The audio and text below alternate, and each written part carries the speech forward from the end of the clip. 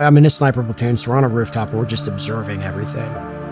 And we see one wall in a building magically has a hole chiseled out of it. About an hour later, a bunch of kids start playing in front of that building. And then we watch them and they all kind of huddle up. A guy walks out of the building right behind the kids and he's got an RPG and he stands behind these kids.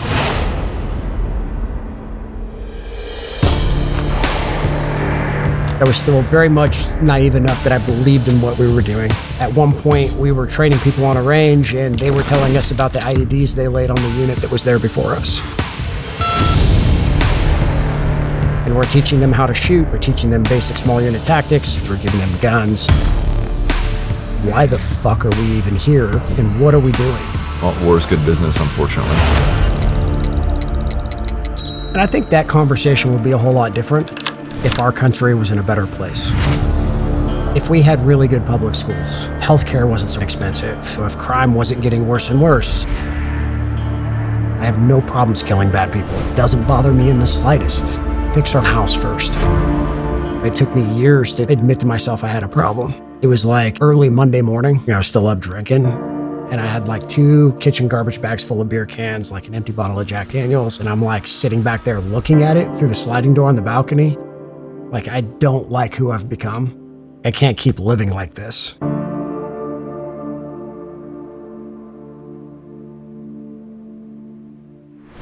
What's your favorite Staccato? My favorite Staccato is probably the C4X now. I tend to drift more towards carry guns for favorite pistols just because I shoot carry guns far more often. If it was going to be one of the full-size models, honestly, the P4 I think is the best just all-around pistol we make. And third place would probably be the old P, the traditional 2011 P. Interesting. So the difference between the 4 and the 4.5 is just the sight block, right? Sight block, longer dust cover on the frame. So the gun's a couple ounces heavier. Shoots really soft, but it also feels like it's a little slower. I've always kind of preferred at least a 9mm gun's like a faster cycling gun. So I've always gravitated towards, like, I shot a C2 forever. I always just kind of fall in that, even non-2011s, like Glocks. I like Glock 19s more than I like Glock 17s. Old H&K hammer-fired stuff. All of my voice kind of gravitated towards like around a 4-inch slide gun. Don't know why, just preference. Yeah, no, I get that. I know, because I know Ben loves the 4.5, and he says like just the sight block in and of itself, and like obviously the longer dust cover. He said the way it shoots is you wouldn't expect it to make that much of a difference. Yeah, you know, in terms but it really does, and it's not just the sight block either. It's really credit to the engineers, kind of like we were talking about last night at dinner. You know, them watching things on a high-speed camera over and over to measure slide velocities of different spring rates and ammo types and things like that to really kind of tune the gun to shoot like that. It's more than just putting the weight at the end of the barrel. Anyway. Yeah, no, I want to get into that. That's fascinating because I think that the question last night was like, dude, like what is the secret sauce in terms of shootability? Because if everybody could make the guns, then they would. But yeah, we'll get into that. But all right, cool. You good to go? I am. All right, brother. Well, welcome. Thanks for coming out. Absolutely. So I guess for people that may not be familiar with you or your background, you're the current co-CEO of Staccato. Yep. And man, I guess we were talking about this last night too, but over the last couple of years specifically, like you guys have exploded onto the market, at least from, you know, the average consumer perspective. And man, like everybody wants one. When you're at the range and somebody has one, everybody wants to shoot it. And I think that, in my humble opinion, the hype is very well deserved. But yeah, and aside from that, man, I think the really cool thing about your story, and part of the reason I wanted to talk to you, is aside from the brand, like you started there as a sales guy, and you know you've been there since 2018. But you just, I don't know, you don't hear, and this probably I guess is anecdotal, but it seems like you don't often hear the story of the person who, you know, started on the assembly line and now they're the CEO. And like, it's just cool, man. You know, people hop around a lot, but it's awesome to hear that story from like working from the bottom to the top. And, you know, you never had any fancy MBAs or degrees or anything like that. And you've just learned like actual real hard business lessons from doing it. And now you guys are fucking crushing it. So again, congratulations. It's awesome to see. And I appreciate you coming out. I've been looking forward to it. Yeah, absolutely. I don't do very many of these, so I've actually been looking forward to this as well. Yeah, it's been been a wild ride the last 8.5 years at STI and Staccato. If you had asked me at any point in time in the first 6 years if I ever thought I'd be CEO at any point before I retired, I would have said no. Primarily because of the education piece. Like you said, I don't have an MBA. I don't have a bachelor's.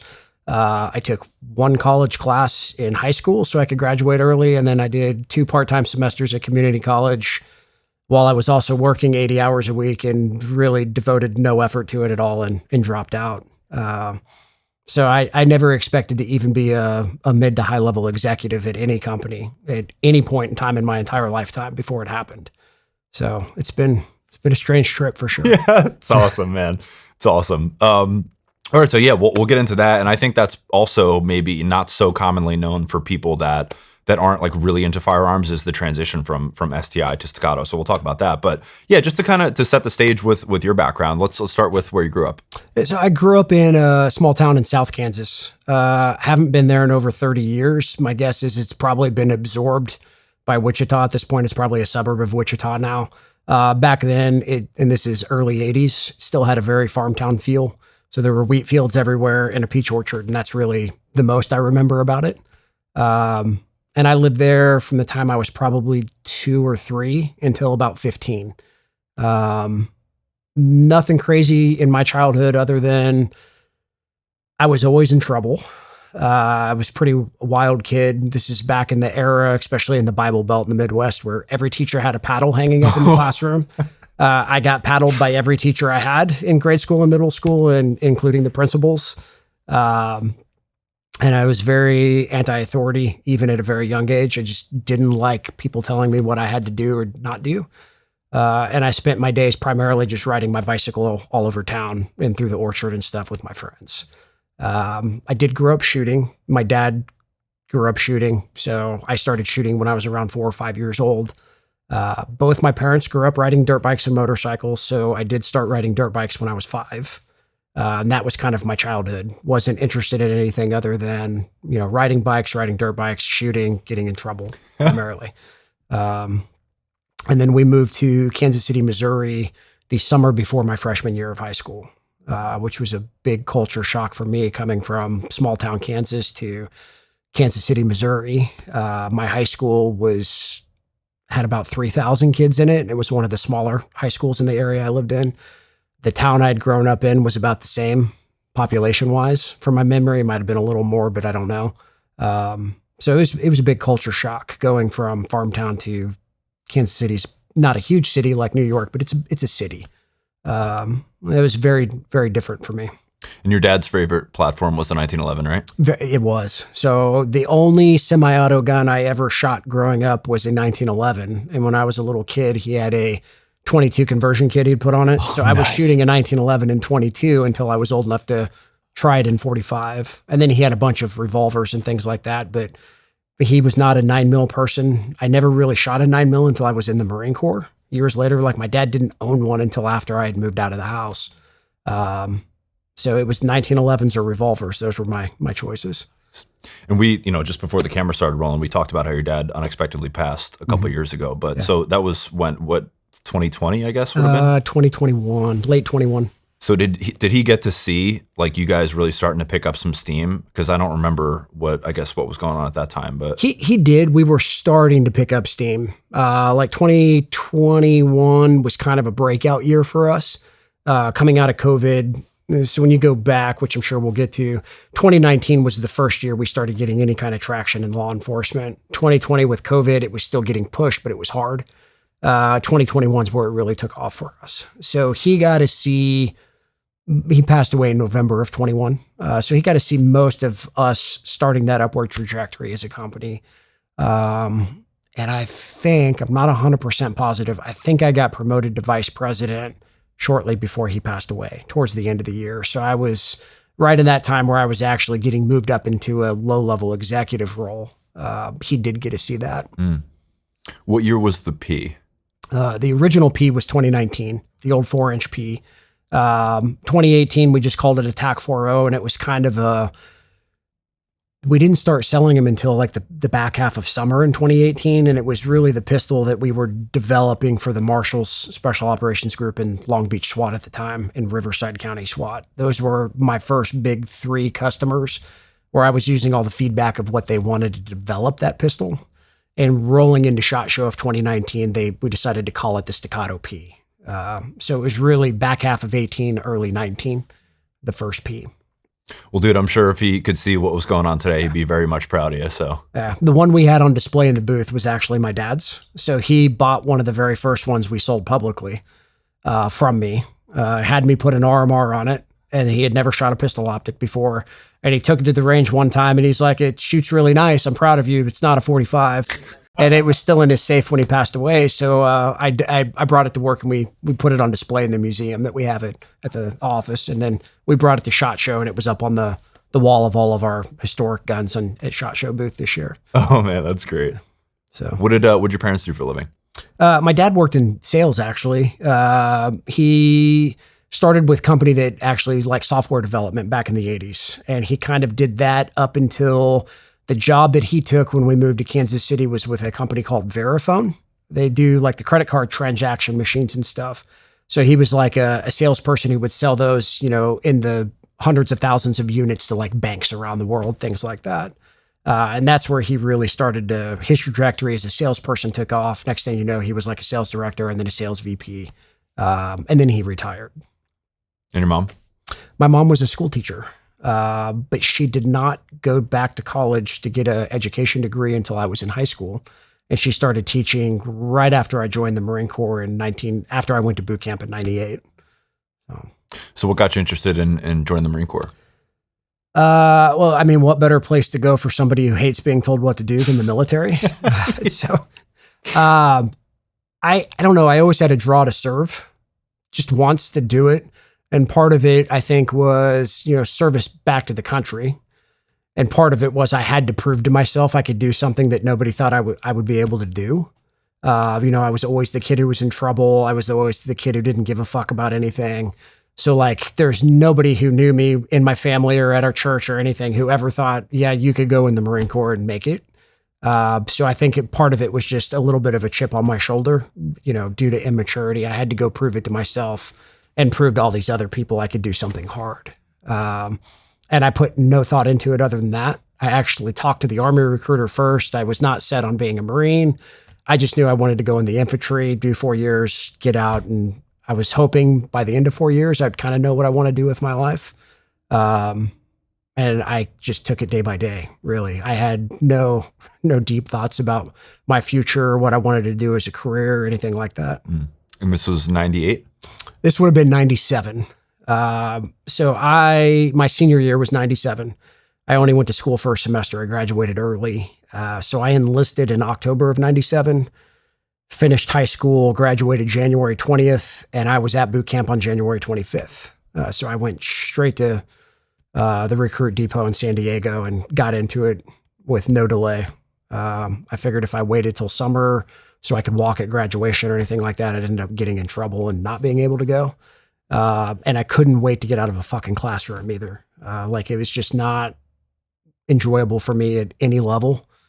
And so even though my dad offered to pay for me to go to college, I was like, if I go, I'll be kicked out in a semester and I'll waste your money and you'll not talk to me for years. So let's forget about that for now. And I'm going to go do this other thing.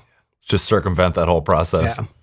So what was that like showing up to Marine boot camp? Was it jarring? Was it culture shock? Not really at all, surprisingly. So I knew nothing about boot camp except what I'd seen in movies. I fully expected it to be like Full Metal Jacket, where you're getting smacked around and punched in the dick. And you get yelled at, yes, by a bunch of guys with goofy fucking haircuts the whole time. But like, I've always equated it to if grown men yelling at you is like the worst day you've ever had, then you had a very soft childhood. Boot camp didn't bother me. It was very easy to just not say anything, do whatever you're being told and blend in. My dad was very, very strict growing up. So to me, there's nothing that happened in boot camp that bothered me in the slightest. It was very easy to just shut up, do what you're told, and next thing you know, you're graduating. I didn't find anything that physically hard at boot camp either. The reality is, and I think a lot of people don't realize this, is most of boot camp is really just brainwashing everyone to think the same. You come from all over the place, big city kids, country kids, religious kids, atheist kids, doesn't matter. They have to wash all of that off of you and get everyone thinking the same. So it's really a whole lot of fucking marching around in squares, folding your underwear 6x6, just dumb shit like that. To me, nothing got hard until after boot camp in the Marine Corps. So boot camp was really relatively painless. I went in 145 pounds. I came out 145 pounds. So it's not like I was starving. I probably ate more in boot camp than I did in high school. I didn't really find it all that bad. So your dad being strict, do you think that's what led to you being rebellious as a kid? 100%. My parents are both very religious too. So it was like if I wasn't getting it from the Baptist church, my dad was very strict. He had a very strict upbringing. I think that's 100% where the rebelliousness came from. I also think that's a huge part of the foundation of how I've been able to be successful no matter what life's thrown at me. My dad was very much, if you want something, you need to go put in the work and earn it. Nobody's ever going to give you anything. And instilling that level of discipline in me as a young kid, I think has helped set me up for success in adulthood.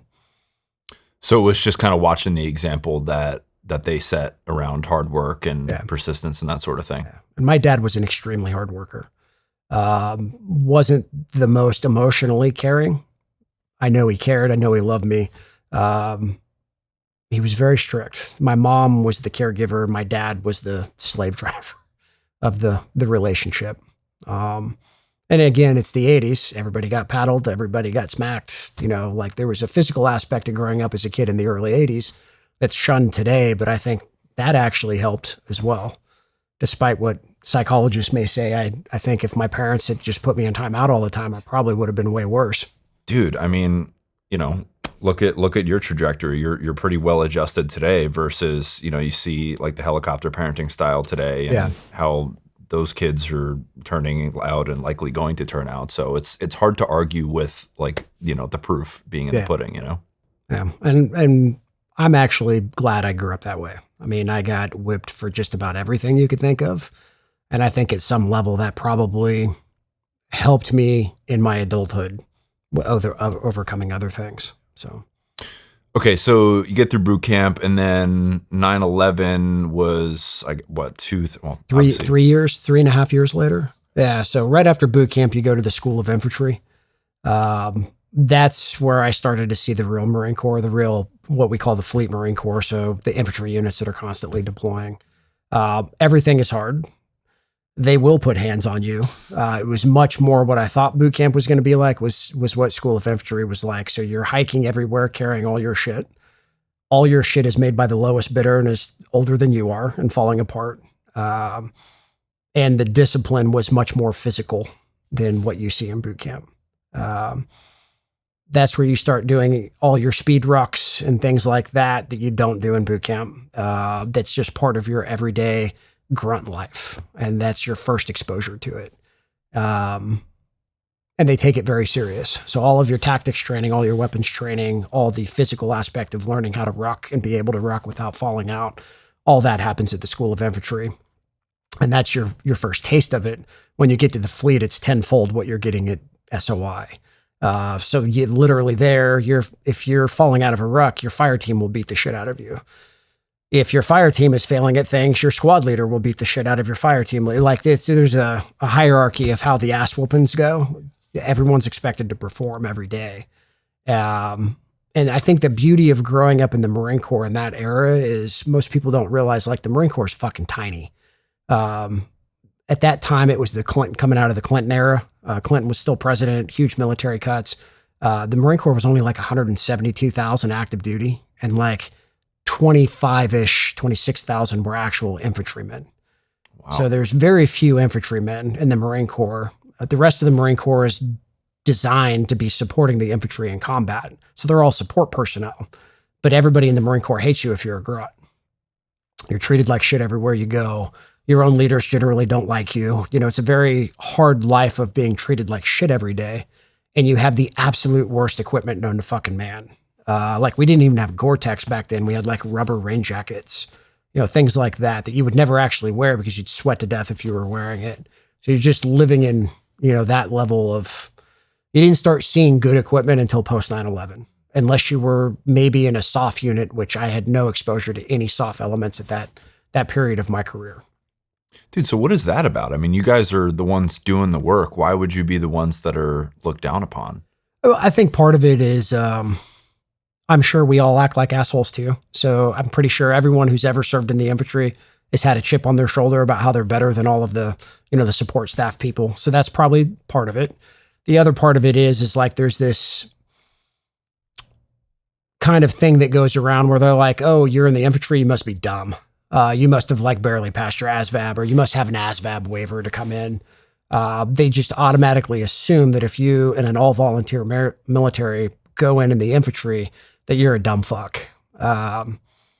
Which throughout my career, I was proved wrong by that, because some of the smartest people I've ever met in my life, I met that were just young enlisted infantrymen, like highly intelligent people. So it's a mix of all of that. And culturally, it's probably always been that way. But yeah, you could probably go back to World War II and listen to World War II Marine vets complain about pogues, and pogues complain about how grunts are stupid. It's probably not even unique in the Marine Corps. I'm sure that big Army has the same thing going on. So it's just one of those little facets of being in the military. When I started this podcast, everything was overwhelming. There was no roadmap. There was nobody showing me how to do it. I had to learn everything myself. Cameras, audio, lighting, editing, guest booking, social media, YouTube, the whole thing. And so every day was a new problem that I just didn't know how to solve yet. So if something existed back then that had any of that stuff pre-built for me, I would have jumped on it immediately. Any shortcut, any win, no hesitation. And that's exactly what Shopify is for anyone building a business. Everything pre-built, everything in one place. Shopify powers millions of businesses and 10% of all e-commerce in the US.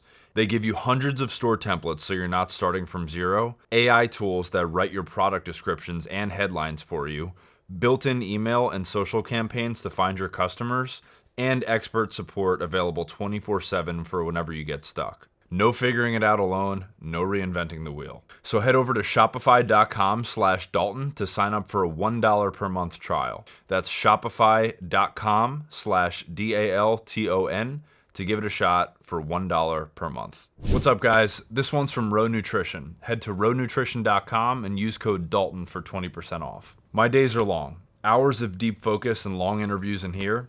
And my output at hour 6 has to be the same as my output at hour 1. 3 products from Row are a big part of how that happens. There's a million supplements out there, as we all know, but the format with Row is key. It's all liposomal and liquid. A lot of supplements absorb badly, and the liposomal delivery is built to fix that. The NAD Plus is the one I'd miss most. NAD is what your cells actually run on for energy, and it drops as you get older and as you push harder. And creatine is in there too. And not just because it's a gym supplement, but it's also one of the most researched compounds on earth for focus and mental fatigue. The fitness world just happened to get to it first, so most people don't hear that part. But I take it every morning whether I'm training or not. Lastly, glutathione is your body's own antioxidant, the one it makes itself to deal with oxidative stress, so it's best taken for recovery. After travel, after a long night, the morning's when you're already in the hole. So again, our listeners are getting 20% off of Row Nutrition if you use code Dalton at checkout. Head over to rownutrition.com and use code DALTON for 20% off.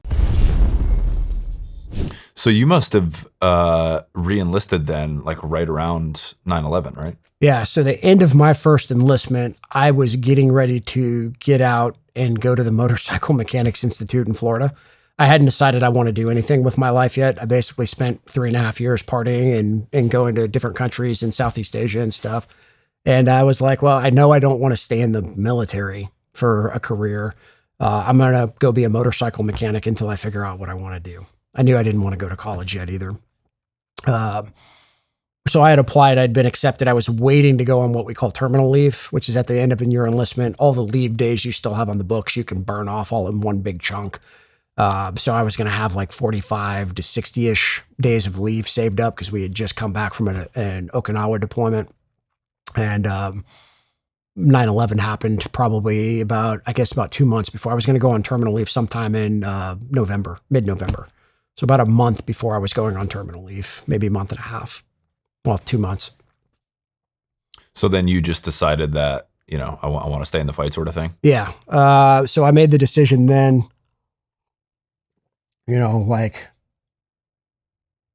our country had been attacked. Our homeland had been attacked. This isn't like, some base of an ally got hit with a missile somewhere in some third world country I've never heard of, New York City. We kind of all had that young, naive attitude that this was going to be like Desert Storm. The entirety of the U.S. military is going to be at war in the next 30 days, and it's going to be over in 120 days kind of thing. Don't want to miss out on it because there may not be another one for 10 years, right? So re-enlisted. When I re-enlisted, I requested that I stay with my infantry unit for another deployment versus get sent somewhere on some sort of instructional billet, thinking, I can go deploy. We'll come back from wherever we're going to go. It'll be over by then, and then I'll do an instructor's billet somewhere until I EAS, and then go do whatever I'm going to do with the rest of my life. Was not expecting Afghanistan the last 21 years, Iraq the last 10 years, or any of the other shenanigans we've been watching for the last couple decades happen. Expected it to be a 3 or 4 month thing and move on with my life. God, dude, everybody says the same thing. Looking back on it now, it's insane to me that some of it went on as long as it did. Like, why did we even go to Iraq? I don't fucking know. I could plead the case for why we went to Afghanistan, but my argument for why we should have gone is also why we should have left 10 years earlier than we did. Bag bin Laden, get the fuck out. We stayed for another decade after that, playing whack-a-mole for no reason at all. Well, war is good business, unfortunately. Very good. Yeah, that's why it'll never end. I might be a little pessimistic in my outlook on that now, but it's all driven financially. I call it conflict for commerce. We haven't waged a war since World War II. We also haven't won a war since World War II. But we stay decisively engaged decade after decade after decade, sending our youth off to die for reasons that nobody can really explain in hindsight. I didn't care when I was in my early 20s. I didn't care when I was in my late 20s. Now that I'm in my late 40s and I have 4 kids, I care a lot. And, I wish I had the emotional maturity I have now to think about things when I was in my 20s. But if I had been that emotionally mature back then, I wouldn't have, who knows? Life would have been different. Yeah. I mean, and I wonder what you think about this. Like, from my perspective, especially Iraq, we're talking about that a lot now because it seems to me like a lot of it has to be related to like the rise of the independent media because, gone are the days where people are just watching fucking recycled propaganda-based sound bites on whatever their network of choice is. There's people on, people have platforms now that can talk about this shit openly and say whatever they want. And there's, especially in this format, there's a lot of people talking about, why the fuck are we there? What are we doing? Like, what are the American people getting out of it? Instead of, what are like a very few people getting out of it, And I think that conversation would be a whole lot different if our country was in a better place. Like, if we had really good public schools, if it didn't cost you $100,000 in student loans to go to college if your family couldn't afford to send you, if you could just afford to go to college, if healthcare wasn't so fucking expensive, if our roads weren't shit, if crime wasn't getting worse and worse, inflation, all this compounding shit that is really just affecting our country. Like, if all of that was great, people probably wouldn't care that we're bombing Iran right now or that we went to Iraq for no fucking reason, but the fact is that the way things are here now is we're not doing good as a country. The country's extremely divided about what we need to be doing. And all of our politicians are ignoring all of that and going and bombing fucking other countries for the same reasons that we were invading Iraq in 2003. It doesn't make any sense to me. Our middle class is almost gone from what middle class was when I was a kid. Like, you could be a welder, you could have a great house, you could put your family through college, like you weren't living paycheck to paycheck. Now, good luck. Like, it doesn't exist anymore. And we need to get all of that back before we start worrying about what two other countries that have been bickering for 5,000 years are saying we need to do. I can't buy into it today. I'm right there with you. And I think a lot of people share that same sentiment because it's just a logical way to look at it. Yeah. We have our own shit to sort out here. Exactly. But, okay, so what stands out from that time period? Well, you retired in 2013, right? 2013. Okay. So, as far as things that maybe you want to talk about, like deployments or, things that stand out. Yeah, for me, it's interesting. Like I look at my military career as phases of my life that stacked up to get me where I am today. So like my first enlistment, I was basically the equivalent of a frat kid. I was just partying. I was getting to party in a more controlled environment where I didn't have to worry about being homeless or not being able to eat if I blew all my money at a bar in Canada or Okinawa or wherever. The beginning of, we'll say 9/11 through 2005-ish, I was still very, very much naive enough that I believed in what we were doing, both in Iraq and Afghanistan. I'll say my next emotional evolution happened when I was in Iraq in 07 and 08. 07 was an interesting year. The fighting all kind of stopped, and we went into this training aspect of we're training the locals to take care of themselves. And we were training people that we had been shooting at months before. At one point, we were training people on a range, and they were telling us about the IEDs they laid on the unit that was there before us. And we're teaching them how to shoot. We're teaching them basic small unit tactics. We're giving them new rifles. We're giving them guns. And that was my first step of why the fuck are we even here? And what are we doing? Like, instead of training and arming this guy, should shoot him and throw him in the river, but that would be a war crime. We can't do that.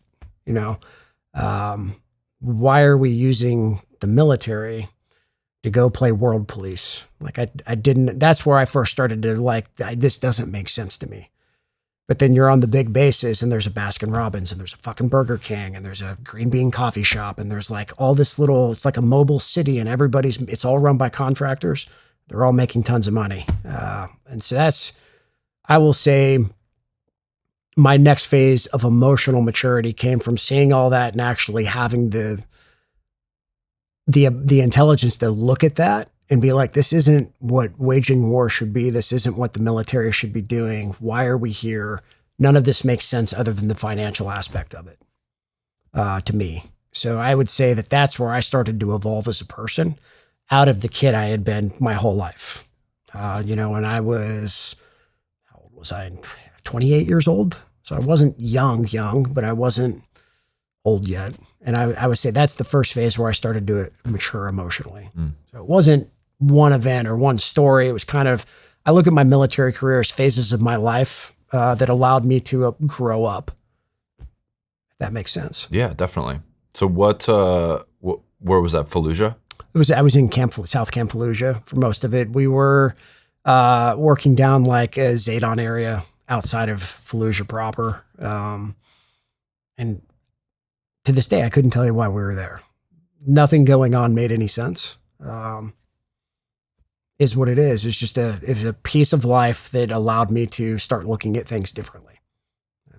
God, man, you see it so much and so many times, whether it's, starting in the 80s with arming the Mujahideen, or even now, like the president of Syria being an Al-Qaeda guy. It's insane, man. And like, for me, I try to, it's easy to Monday morning quarterback shit. Obviously, It's easy to talk about it and say like, that is the most harebrained fucking thing I've ever heard in my life from my chair without a security clearance all these years later.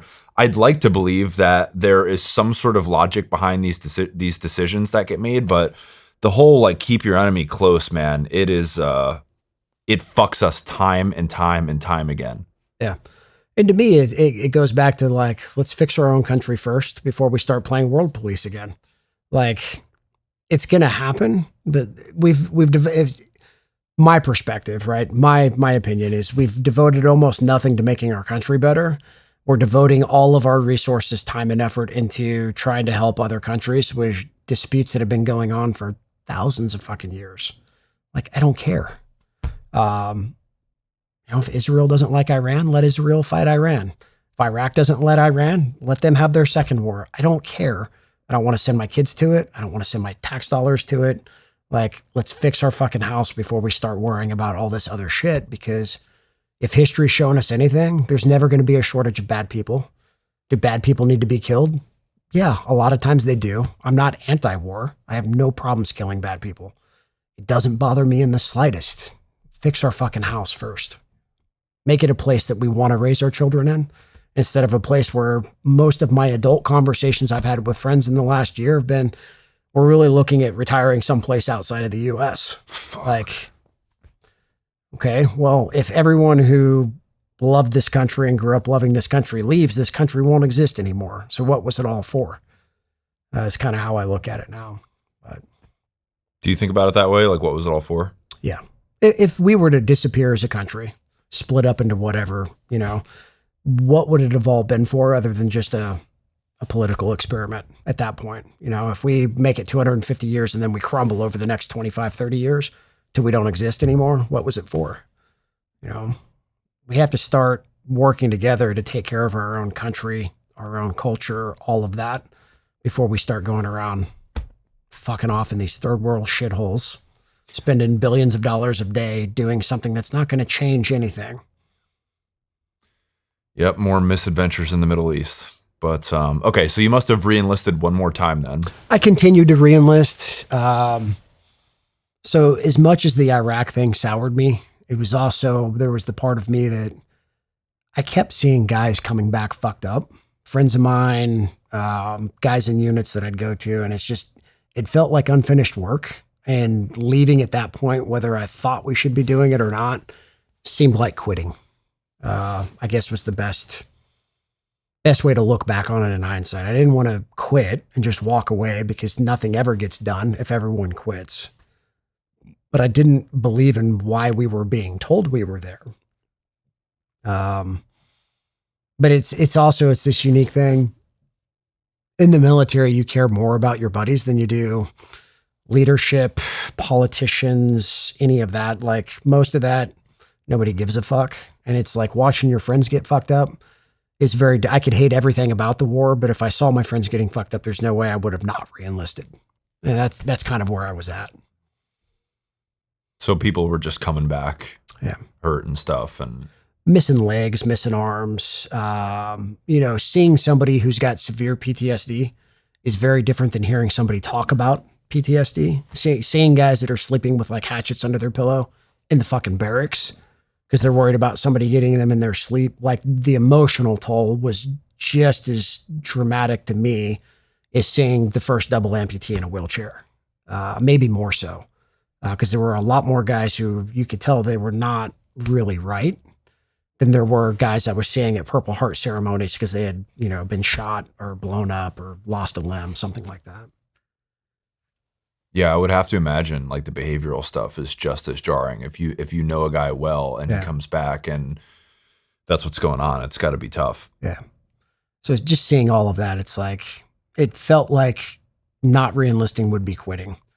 And quitting is just unacceptable in the military culture. So what happened that last 4 years for you? So after, where was I? I was in 3rd Battalion, 3rd Marines in Hawaii for Iraq.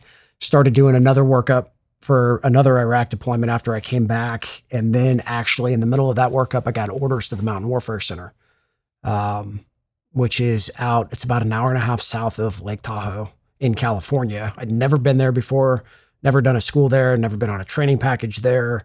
I knew what it was from hearing horror stories of guys who'd done like Winter Mountain Leaders course and stuff like that. And I got stationed up there for 3 years, and it ended up being like one of my favorite duty stations.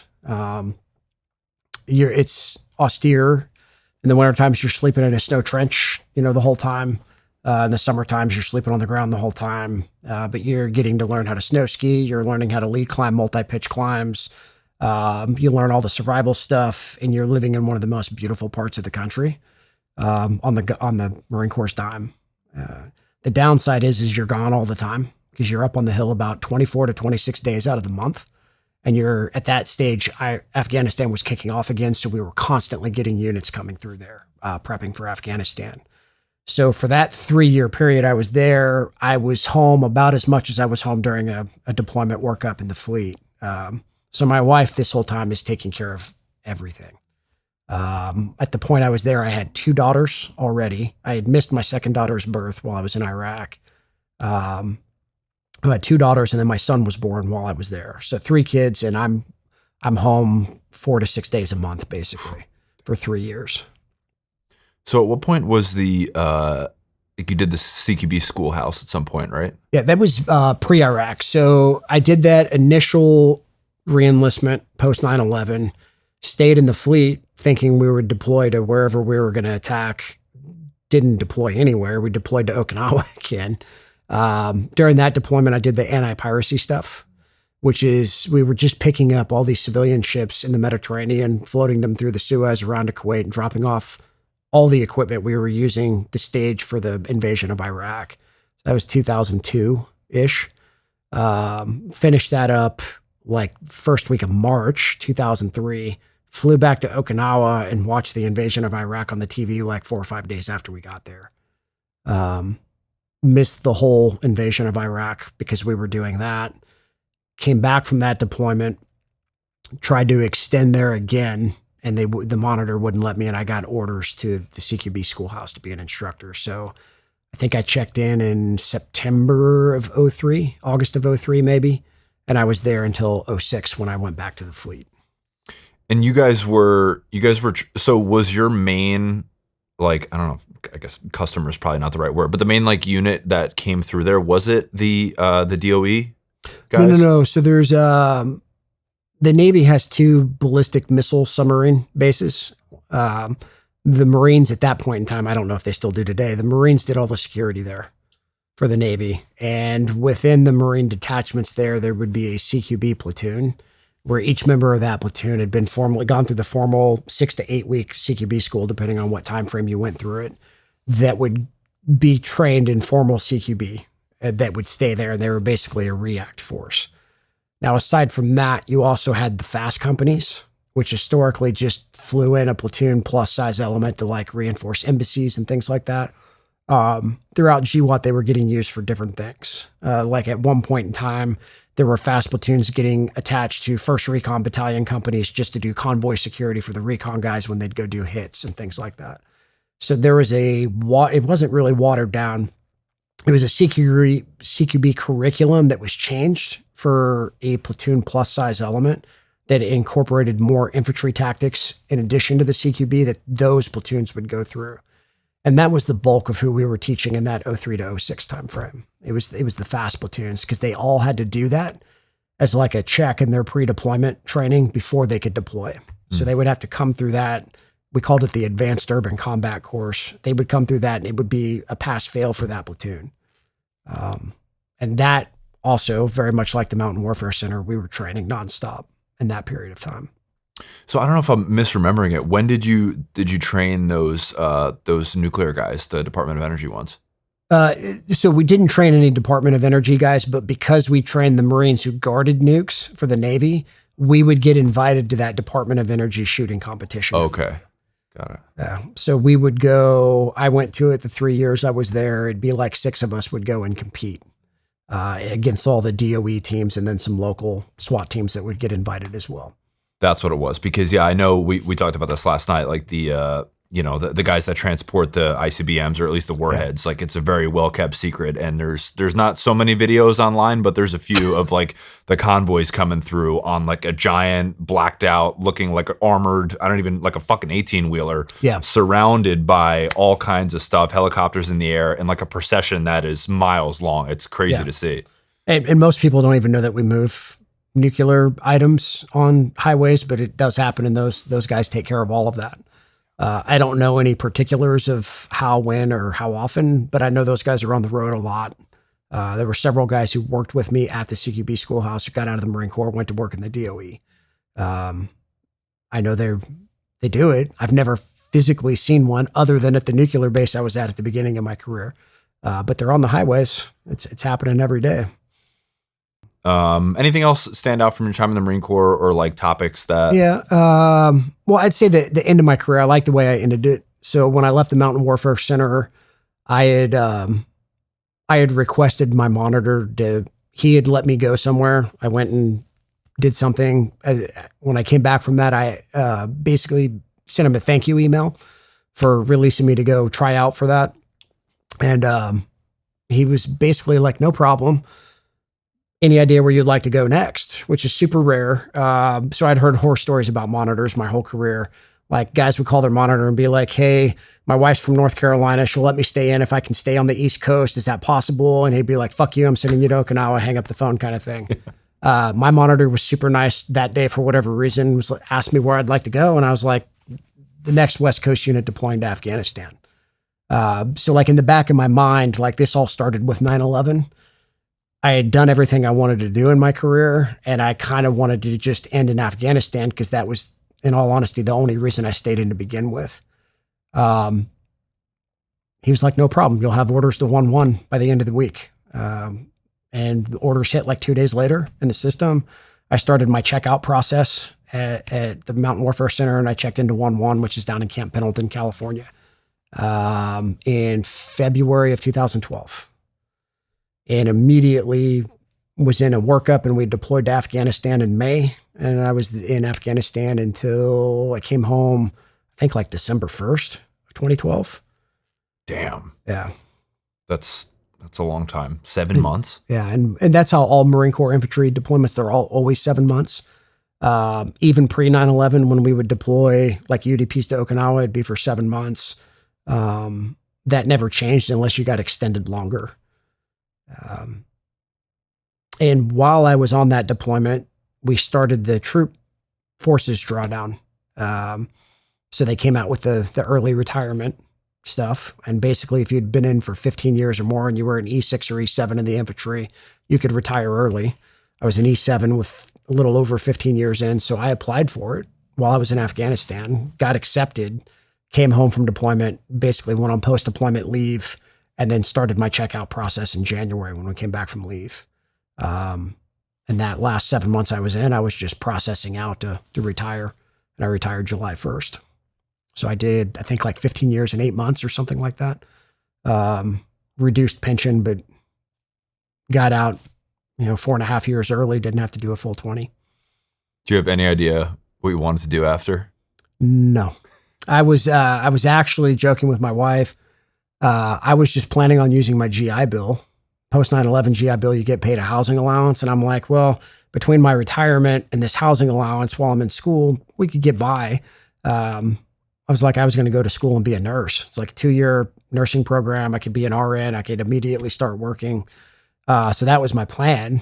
And then 4 days before I was supposed to retire, my wife found out she was pregnant with identical twins. So I was about to have 5 kids. And I was like, I can't afford 5 kids living off the GI Bill, so I need to find work.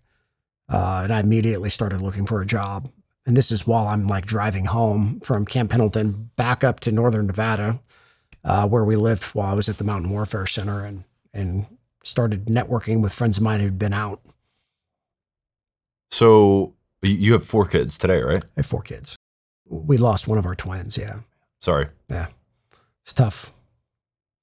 Yeah. My parents had a couple miscarriages, and dude, it's funny. Like when I was, obviously this is an aside, but like when I was starting the show, like I interviewed them just to like try to, cause I had no fucking experience. I was like, let me try it with you two. And like, obviously a lot of times people don't know so much about their parents' stories. And so, I treated it as I'm treating this now, just like probing, asking questions. And like miscarriages are really, really, really hard on people. Yeah. So I can empathize with you. Yeah. And my wife and I, she'd had a miscarriage previously, between our first and second daughter. But with our twins, she had twin-to-twin transfusion. So it was where one of the twins is basically feeding off of the other, as well as shared intrauterine growth restriction. So like the second umbilical cord was only partially attached.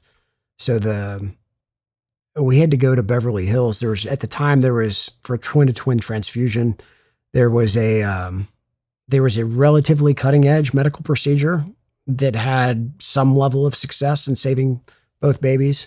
There were only 3 doctors in the U.S. who did it at the time, so we had to go down to Hollywood. I only remember it was in Hollywood because the hospital was like a couple blocks away from that huge blue Church of Scientology down there. Oh, yeah. For the doctor to do this procedure, right? And so we had to drive down there. My mom flew in to watch our kids at our house. My wife and I drove down there, did the procedure, came back, and ended up saving one of the babies, who's my youngest daughter today. She's 12 now. Her sister held on for quite a long time. If she had been able to hold on for a few more weeks, they could have gone in and done an emergency C-section and maybe saved her. Yeah, it's tough. Yeah, sorry to hear that, man. Yeah. My wife is built different. Somehow she handles all of that, plus raising all the kids while I've been gone this whole time, and all the stress of that. Basically did it on her own. Those are the unsung heroes. Yeah. And the reality is too, is like in that same time frame, like when you are home, you're not really home. You know, whether you're physically out drinking with your friends or your friends are coming to your house or you're just emotionally checked out. Like reality is that she raised the family for that whole 10, 12 year period at the end of my career on her own. So did you feel that way, you know, as you were getting out? Did you have any, I don't know why, man. The first thing that came to mind was like, have you seen American Sniper? I have. When he's sitting on the couch, like drinking a beer and he's home and like the TV is just like static and there's nothing on it. He's just like staring at it. A lot of guys use that reference as like, you know, they're there, but not there. To me, I've had friends like that. Yes. To me, no. It's a weird thing. One, I'll say I'm a fucking alcoholic. For whatever reason, between my ancestry, I could drink like somebody that's the size of Charlie Ross. The large man. And I started drinking when I was really young. Like I remember having like my first beer when I was probably like 11 or 12 years old. So like I was an alcoholic my entire youth, high school, entire Marine Corps career. And, you know, it took me years to decide, you know, admit to myself I had a problem and go seek help for it. So like to me, I was always checked out, but not how you described it. I was checked out because I was like, when's the next fucking party? That's how I was. And I never had the emotional disconnect coming back from deployments because for whatever reason, killing people didn't bother me. In my mind, I knew we weren't killing good people. I found it more shocking after I shot my first person that I was not affected by it emotionally.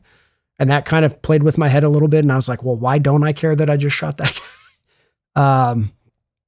But it never bothered me. I never, you know, lost sleep, any of that.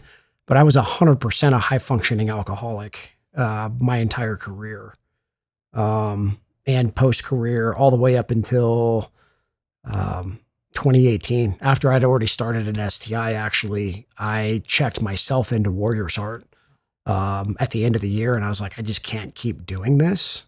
And I went online, I found it, I applied for it. My wife came to Texas with me and drove me there, and dropped me off. And it was like, that's when I would say the last phase of my emotional development was realizing what a addict I had been. Like, didn't care about anything else, but alcohol I could never say no to for whatever reason.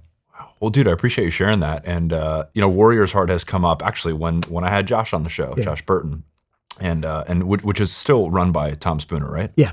Okay. Co-founder. Yeah. So that's why you ended up going mainly because of like the alcohol?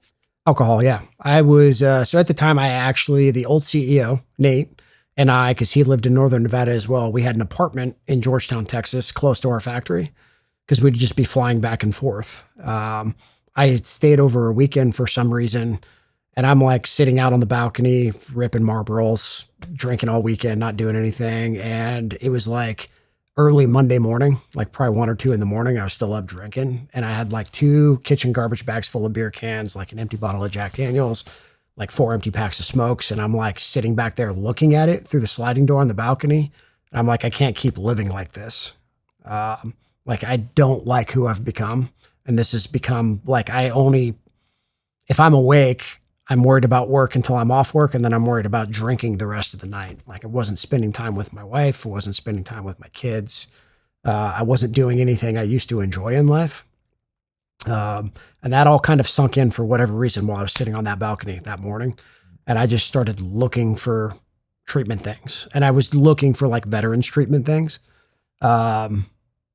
And I found some video where Tom Spooner was talking about his problems with alcohol addiction. And I was like, well, if this fucking guy, can admit all this, why can't I can go find help too. And I ended up applying on the Warriors Heart thing after I saw that video with Tom Spooner.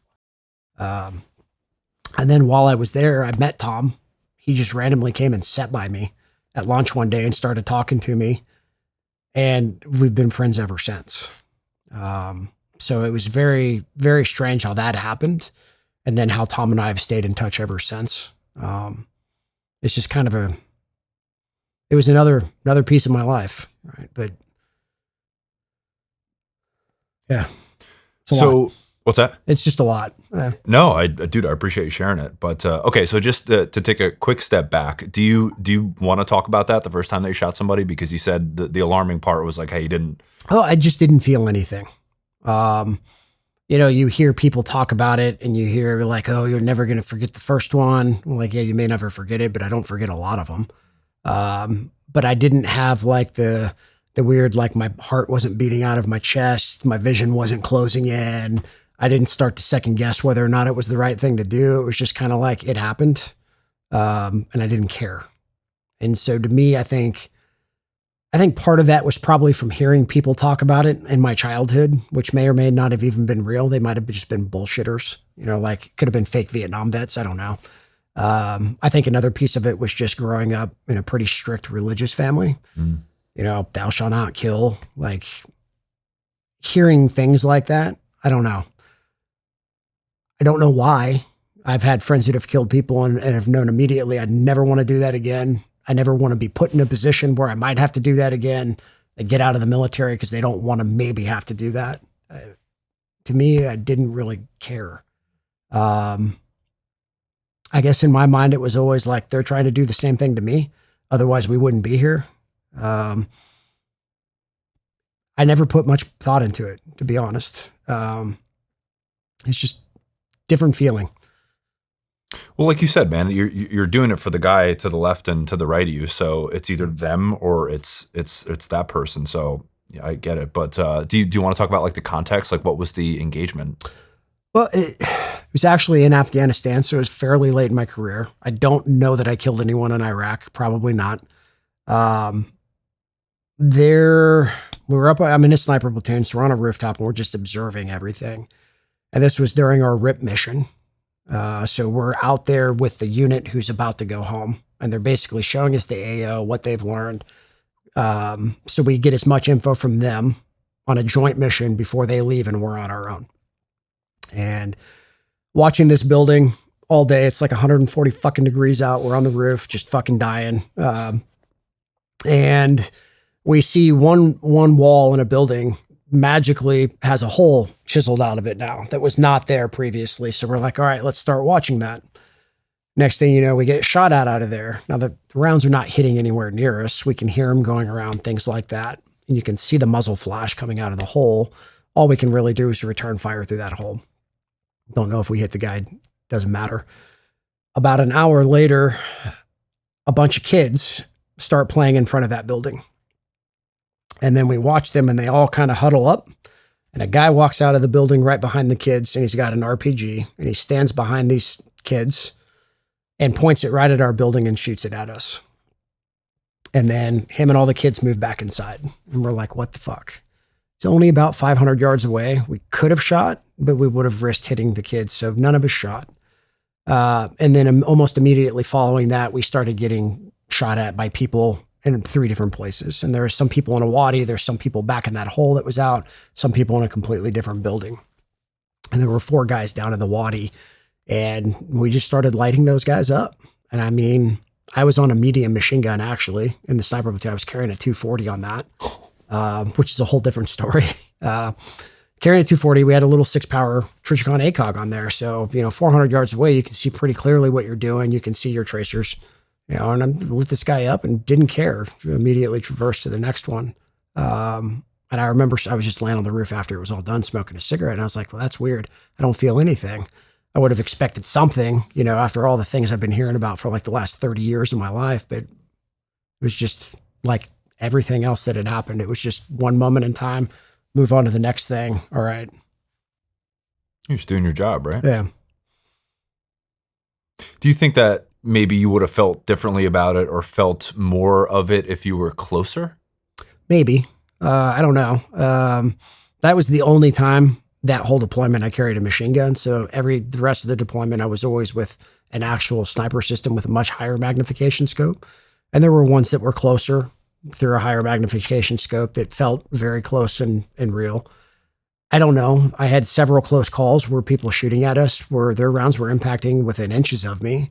I had an RPG fly about a foot over my head. Again, didn't really care. It was more of focus on the problem than think about what almost happened, I guess. And it was kind of the same train of thought with engaging other people. I never really thought of it as a person. I thought of it as a problem that I need to solve right now. Or there could be downstream effects that would be worse. And I don't know. It's just the way my brain was wired, I guess.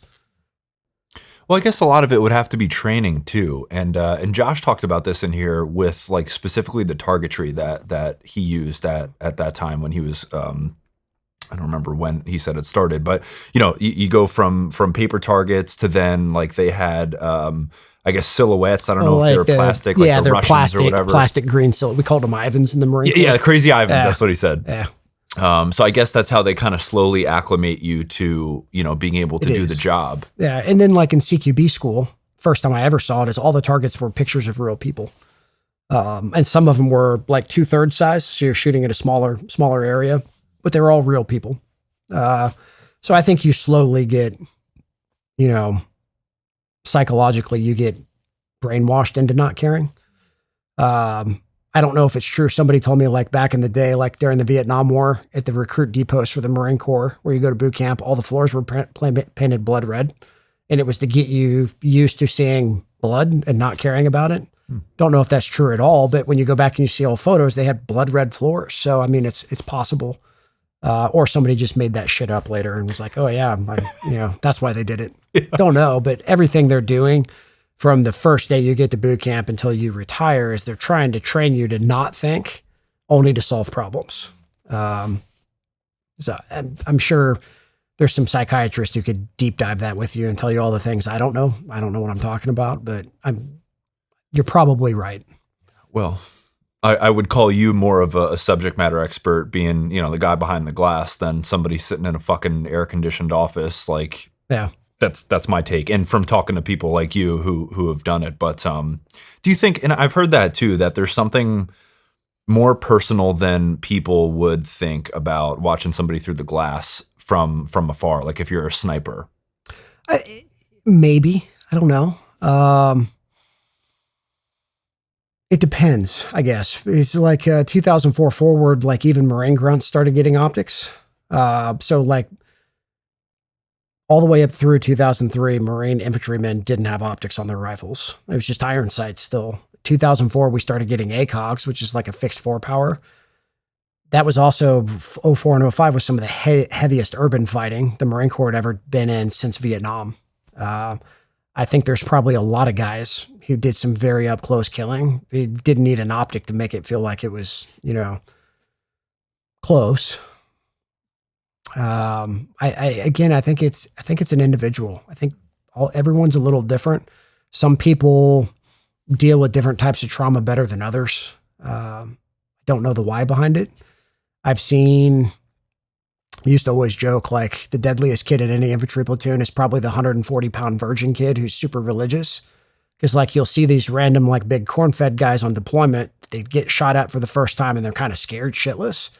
And then you see these little scrawny kids who don't drink, deployed with a Bible, and they're just out there machine gunning people down. And you're like, I did not expect that. And it's just everyone's a little different. And I think different people perform different tasks, and the way it affects them is it's very much an individual thing. And I don't know how do I put this? There's no way of knowing how somebody's going to perform until you see them perform for real for the first time, to include yourself. Like I didn't know how I was going to perform in those scenarios until I was in the middle of it. You'd like to think you're going to overperform and be great, but everybody thinks they're a fucking rock star. The reality is nobody really knows until you're there. Yeah, I guess it's fascinating. I guess it's a wiring thing. And I've heard, it's funny, we were talking about Bob before, Bob Keller, Yeah. and you hear that guy talk and he fucking loves it, right? Yeah. Like he wants more of it. So that's type A. And then there's type, I believe him too. Like I don't think Bob's just making that shit up because he thinks it sounds cool. I think Bob had the time of his life on deployments. Yeah. That's just who he is. He's that guy on the personality spectrum. There's other guys who, one round flies in the air 10 feet over their head and they're fucked for life emotionally. You don't know where you're going to fall on that spectrum until it happens to you. So what did you, what'd you learn about yourself from those moments and how you reacted to them? I think what I found the most interesting was my ability to, at this point, I'm an E7. I'm a platoon sergeant. So like I've got young guys that are looking up to me. My ability to not show any emotion when things got super stressful like that, so that they would never look at me and then become scared. And it's something you think a lot about as a leader. Like I have to be able to perform, because if they see me falter at any level, they're going to be scared and then they're going to falter, and it's a trickle down. But you don't know if you can really pull it off until you do it. So I would say part of it was my ability to like stay calm under high amounts of stress. Another part of it I would say is I guess I'm a little bit of a fatalist. Like I can compartmentalize things. Like to me, I never devoted any mental bandwidth to what happens if I die. That's what I meant by fatalist. Like I never even thought about it. And because I never thought about it, it allowed me to use more of my mental bandwidth to solve the problem at hand, not think about, oh shit, what if this doesn't work? It's kind of like when you hear people talking about CQB, talking about fundamentals of marksmanship, like become such a good shooter that your marksmanship is running in the background, so you have the ability to use your brain to solve the problem in front of you. Same thing in open combat. It doesn't have to be CQB. Like, I didn't think about dying. I didn't think about all the things that could happen. I focused on what was in front of me and how the best way to solve it. And that's another one of those, you don't know if you can really do it until you're doing it. And at some point, some people are able to do it, and then it becomes too much of an emotional burden. They can't do it anymore. I never hit that point. So I think the thing I learned the most about myself was my ability to stay calm under pressure and compartmentalize everything that didn't matter in that moment and not worry about it and only focus on what I had to figure out right now. Dude, that is a fucking superpower, man. That is a superpower. Do you think that that's learnable, or do you think that's wiring for the most part? I don't have a fucking clue. It's probably all of the above. Some of that is probably, I could even attribute back to childhood, like going through stressful things and solving problems on your own, I think is probably part of the foundation of being able to do that in a scale that is combat. I think if you have a very cradled life and then you find yourself in combat, you may not be able to do that. I don't know. It's just my opinion, I think. So I think all those little things throughout your life stack up to a point that maybe put you at a 50-50. You'll be able to do it in combat. I don't know though. Dude, I just think, combat aside, like life in general, being able to compartmentalize like that. And, especially in your role now, right? People feed off of your energy, and your nervous system affects other people's nervous system. So, if obviously combat is an extreme example, but it's the most pertinent. Like if you're freaking out, then other people are probably going to do the same. But if they're like, oh, Buck is, our leader and he's calm and he's chill, like that's going to push onto them and affect everybody in that way. So there's a negative side to it as well. So like being able to compartmentalize and not think about things emotionally is like, I just described a polar opposite of my wife, right? My wife makes a lot of decisions based on emotion. And when she doesn't see me getting emotional about things, like the assumption is I don't care, which can cause friction too. And it's not that I don't care. I'm trying to remove as much of the fluff as I can so I can really see the root of a problem. And then we can discuss how we're going to fix it, right? So having a personality like that will cause you to butt heads with people who don't think like that. And you'll find that, I use the example of me and my wife because we are very different, but like in the work, like not everybody who is in low level, mid level, and upper level management in a business is going to be able to deal with stress either. Now, granted, nobody's going to die, right? So it's a different kind of stress, but there's people, I have seen that get so stressed out by day-to-day business stuff, they're in their office crying at night. And I'm like, all right, there's nothing going on that needs to keep you here till 10 o'clock at night crying in your office. Like, let's talk through this. What's going on? Kind of thing, right? So stress affects everyone different, and it doesn't have to be combat to completely cause somebody to shut down. And I think being a good leader isn't just the ability to control your own emotions and solve problems, but it's also being able to help other people solve their problems. And I think that's the other side, the continued growth of what being a leader is starting to take into account everyone else and how do you help them up. What's up, guys? This podcast is brought to you in part by Stash. You don't accomplish a mission by winging it. You have a plan, you stick to the fundamentals, and you stay disciplined when conditions change. Investing should be no different. That's where Stash comes in.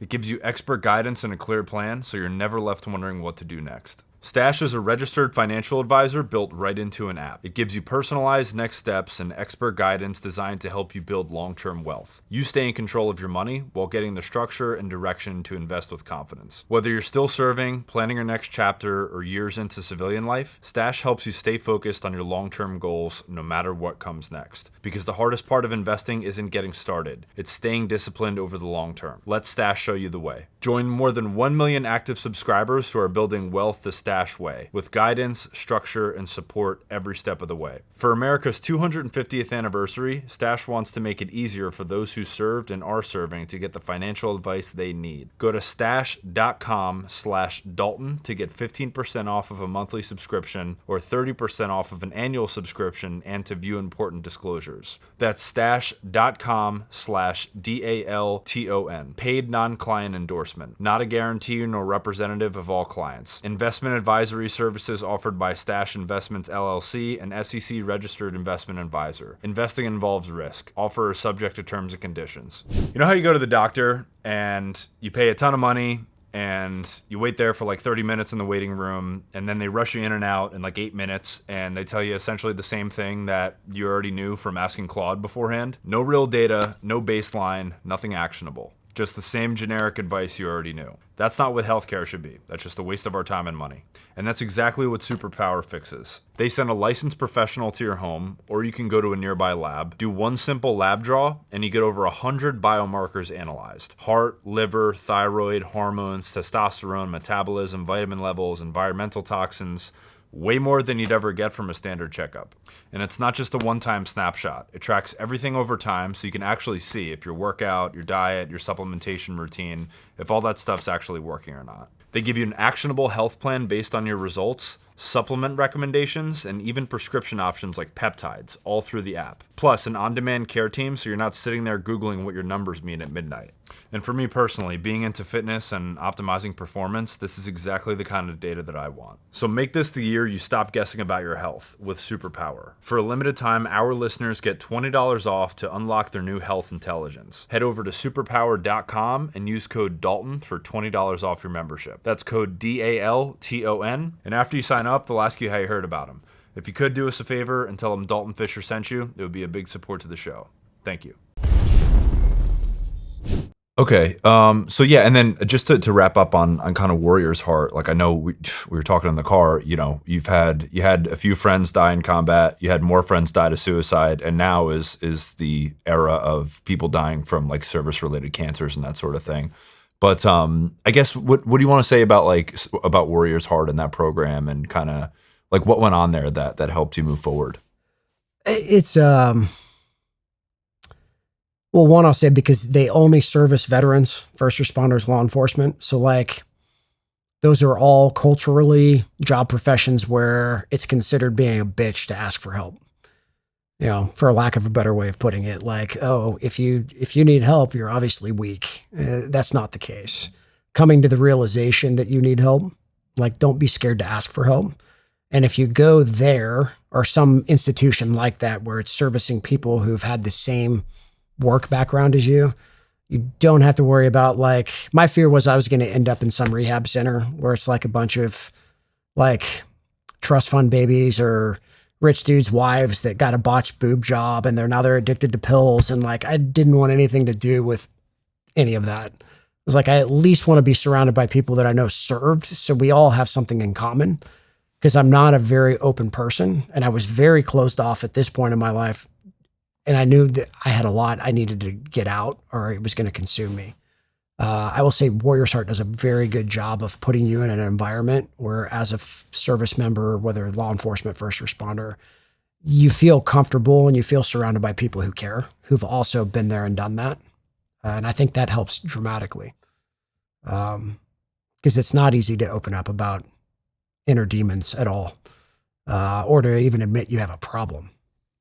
So, yeah, I mean, and that's again, keep bringing up Josh, obviously because he's a mutual friend, but that's what he said. He's like, he's like, I didn't want to talk to some fucking old lady therapist who has no idea what it's like to. He's like, I don't even talk to, like, I barely talk to my buddies about this shit. Yeah. Like, what makes you think I'm going to want to talk to you about it? So I would imagine that, having like-minded people that actually did the job and walked the walk, it makes it, like you said, I guess more comfortable and, okay. It makes it more okay for you to talk about it because they understand it. Yeah.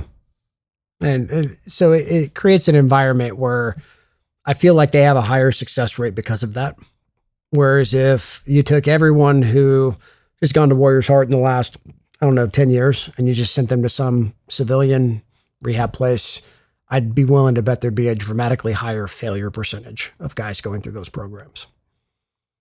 Man, it's awesome. There's it's fucking sad that it's all the nonprofits that are doing the best work, and we pay all these tax dollars for the government to whatever. I don't want to get off on some fucking rant, but anyway, the way I should say it is like, God bless Tom and Warrior's Heart and all these different foundations that are doing the right thing and making an impact. So yeah. Okay, yeah. Anything else from the Marine Corps that we may have missed that you want to talk about? Probably nothing we should talk about. Yeah. I mean, I think we hit all the important stuff in all reality. To me, I can look back on my career at individual events and I can either laugh at them or be like, oh, fuck, what was I thinking? But the reality is there was different stages of my emotional maturity development as an adult. Because it's different. Like, I'd be a totally different person today if I'd listened to my dad, gone to college, and then done whatever the fuck I was going to do after college versus go the path I did. So it was all of that stacked up to make me who I am today. All right. So you get out in 2013. I guess, what was the transition? Obviously 5 years passed between that and the time that you ended up going to STI, but I guess, how would you surmise, like, we don't have to spend too much time on it, like how you ended up getting to STI? Well, by really not having any kind of clearly defined path. I took a lot of jobs, but I still had no clear direction on what I wanted to do for a career. Mentally, I was in almost that same place I was when I joined the Marine Corps. I didn't know what I wanted to do when I grew up.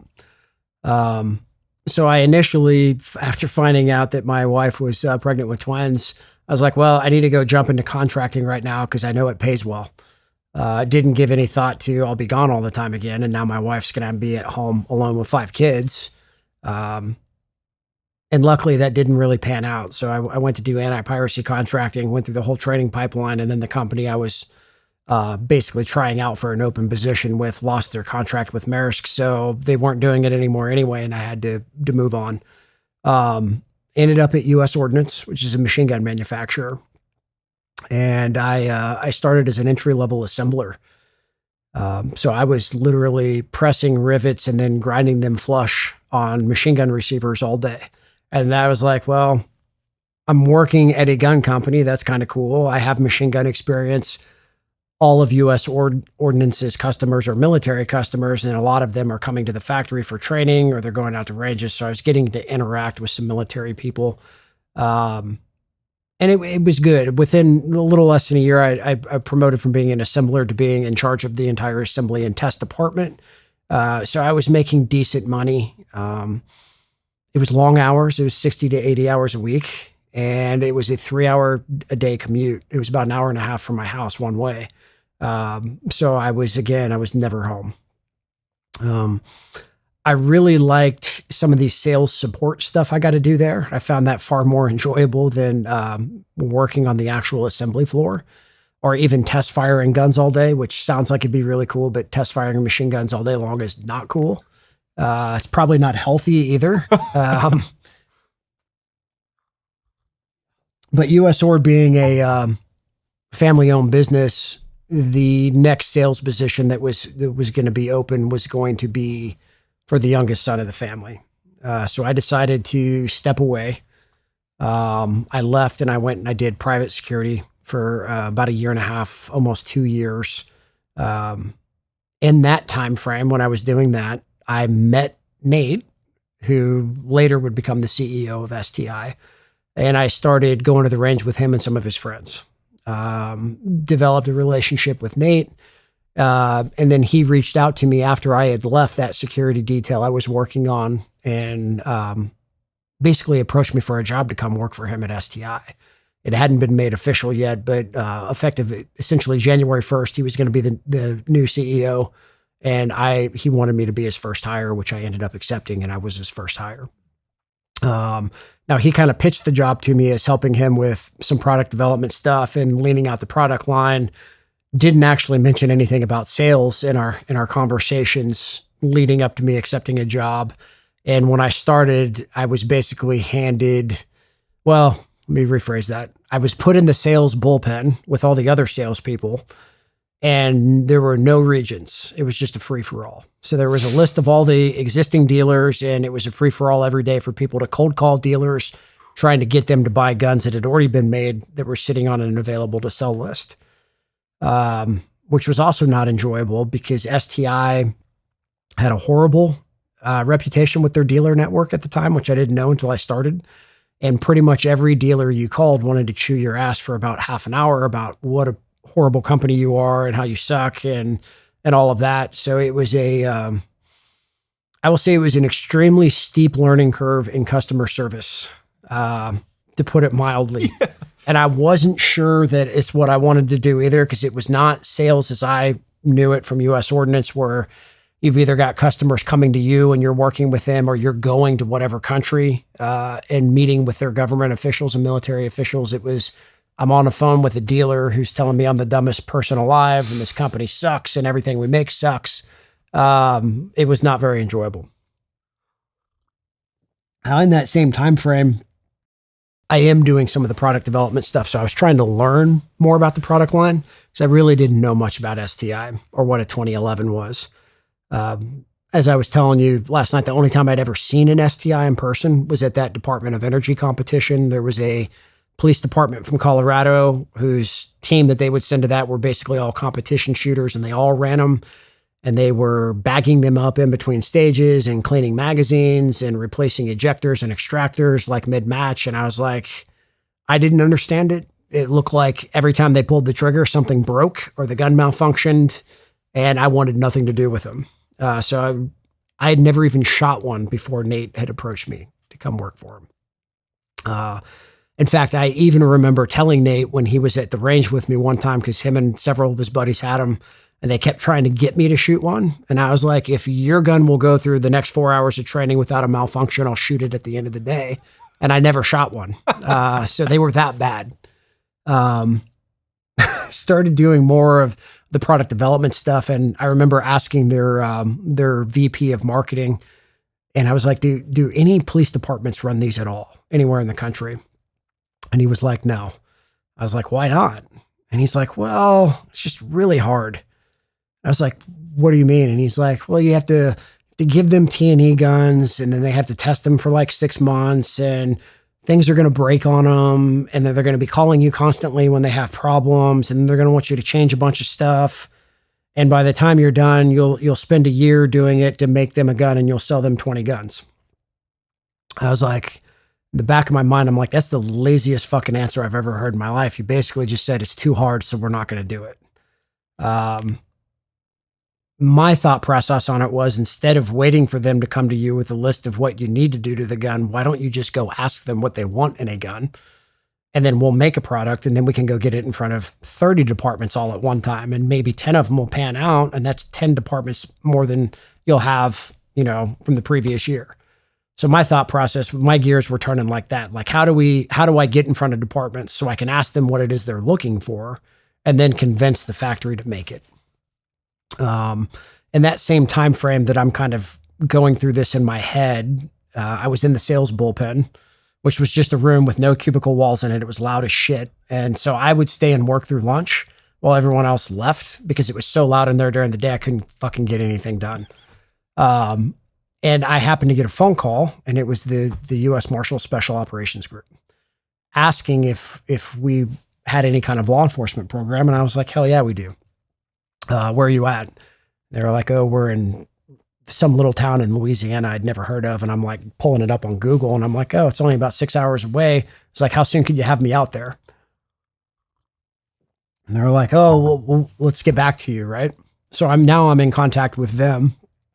The same time frame, I'm in contact with a guy from Riverside County SWAT in California who had been introduced to me when I was at SHOT Show doing my one day of interviews with STI through a mutual friend of mine in the Marine Corps knew him. And I'm in contact with him now about the same thing. And then somehow got put in contact with a guy named Rob Owens. He had called the office and like somebody else answered and gave me his point of contact to call him back, who was with Long Beach SWAT. So within a period of one work week, I had contact with all three of these elements. And I'm like, I'm just going to fly to California. I'm going to go get with Long Beach because they can get me out sooner. I'll fly back and drive to Louisiana and go meet these Marshals guys. And I had like 4 old guns that had been discontinued that I was like scavenging out of sales kits. And I just flew to California with them, met with Long Beach and Riverside, flew back to Texas, drove to Louisiana, met with the Marshals, and just took notes on everything they liked or didn't like about the gun and what they were wanting in their next gun to replace what they currently had. And then came back, and that's how we started the evolution of what the first Staccato P ultimately became. Wow. Yeah, dude. So, well, okay. So first of all, to take a step back, was the idea behind, I want to say it was 2016 that STI was purchased, right, by the new ownership. Was the idea behind it that, okay, once you get this gun in your hand, it is, the shootability of it is undeniable, but there is some, obviously it's very finicky, like you said, between stages, people are tuning mags, like changing parts out, which is obviously not what you want. And certainly it's not going to be up to standards for the reliability for that law enforcement needs. But was the interest from the buyer's perspective, like, okay, there's a great product there. If we can turn this around, this could be a monster? Initially, yeah. So I think, and I'm speaking on things I've heard secondhand. When they originally bought it, it was because they actually shot them, and they were actually looking at a different company that they almost bought, a high-end 1911 company. They were just looking at they wanted a custom gun company. They shot a 2011 and were like, holy crap, these are different. And I believe it was actually Nate who brokered that, where the owner, who ultimately became the owner, got to shoot one for the first time. I think Nate had been flying around to a bunch of different companies and looking at them and doing the due diligence on them. And so again, for, maybe there's obviously going to be a lot of people watching this that are familiar with firearms and familiar with Staccato, but maybe for those who aren't, or who are like casual shooters, that we talked about last night, the 42 rounds a year, that sort of thing. But so for people that aren't familiar, like that, or they aren't familiar with what a 2011 is, what is a 2011? So I think it's a ignition system out of a 1911 with the linked barrel out of a 1911. And when I say ignition system, that's the straight pull trigger, the 1911 sear spring sear disconnector hammer. A 2011 takes a modular frame, so the grip is removable, and it's got a polymer grip that then accepts a double stack magazine. So when it was originally made in 1992, I think, Chip McCormick actually sold it as a kit, where you bought the lower receiver and it came with 2 magazines, and you would buy that, and then you would take your top end off your 1911 and put it on there, and you'd have a double stack 1911. And that kind of evolved over from like 92 to 1994, where then STI started making product models like that versus a kit that you had to already own a 1911 to use. Okay, and then I think that's such a cool story with the origin of the P, as far as you guys going out and like taking feedback from customers. But would you say that in the industry, it's more of people that build something and then try to sell it, and I guess try to tell people what it is that they want, rather 100%. than 100%. And that's the only reason that I believe I was successful is because I did the opposite. I went to the person I wanted to be my customer and asked them what they needed, and then came back and fought to get that made. And I did that because I'd never had it done for me as a Marine. At no point in time, any piece of equipment I was ever issued, did they come and ask, will that work for you? What is it you need? And then go back and make it and bring it back to you. You'd get issued some piece of shit that nobody wanted and nobody thought it wasn't solving any problem. And then it was hard sold way above your head, to a conference room full of decision makers. And then you as the end user are stuck with it. And that's the only thing I've ever seen in the gun industry in my time here is a bunch of guys sit around and brainstorm what they think is a good idea. Then they have their engineers make it. And then they force their sales guys to go make quota pushing it. And I had been told that too by when I was just one person. So for basically the whole second half of 2018 and all of 2019, I managed every dealer that we had west of the Mississippi by myself. And I had a counterpart named Adrian. She had every dealer east of the Mississippi by herself. I was trying to do all the LE stuff at the same time that I was managing those dealers. And I got no support in doing it. Nobody thought it was a good idea. Nobody thought it would work. And what I started getting told was by all these departments, whether they were SWAT guys or range staff, was we've never had anyone from any company come here and ask us what we needed or what we wanted. They always come here with a case full of their product and a hard sell pitch on why we have to buy it. And so working back from the customer is the only reason we were successful in all of that in that time frame. And is it true that you, after you went and kind of crowdsourced that, you brought this to Nate and kind of sold him on making this thing, and like the company was not in a great financial position? It was somewhat of a risk to do that. The company was, so STI was losing millions of dollars a year. They were going to go bankrupt. When I was in that conference room with Nate and a couple other people, and I was like, this is the gun we need to build.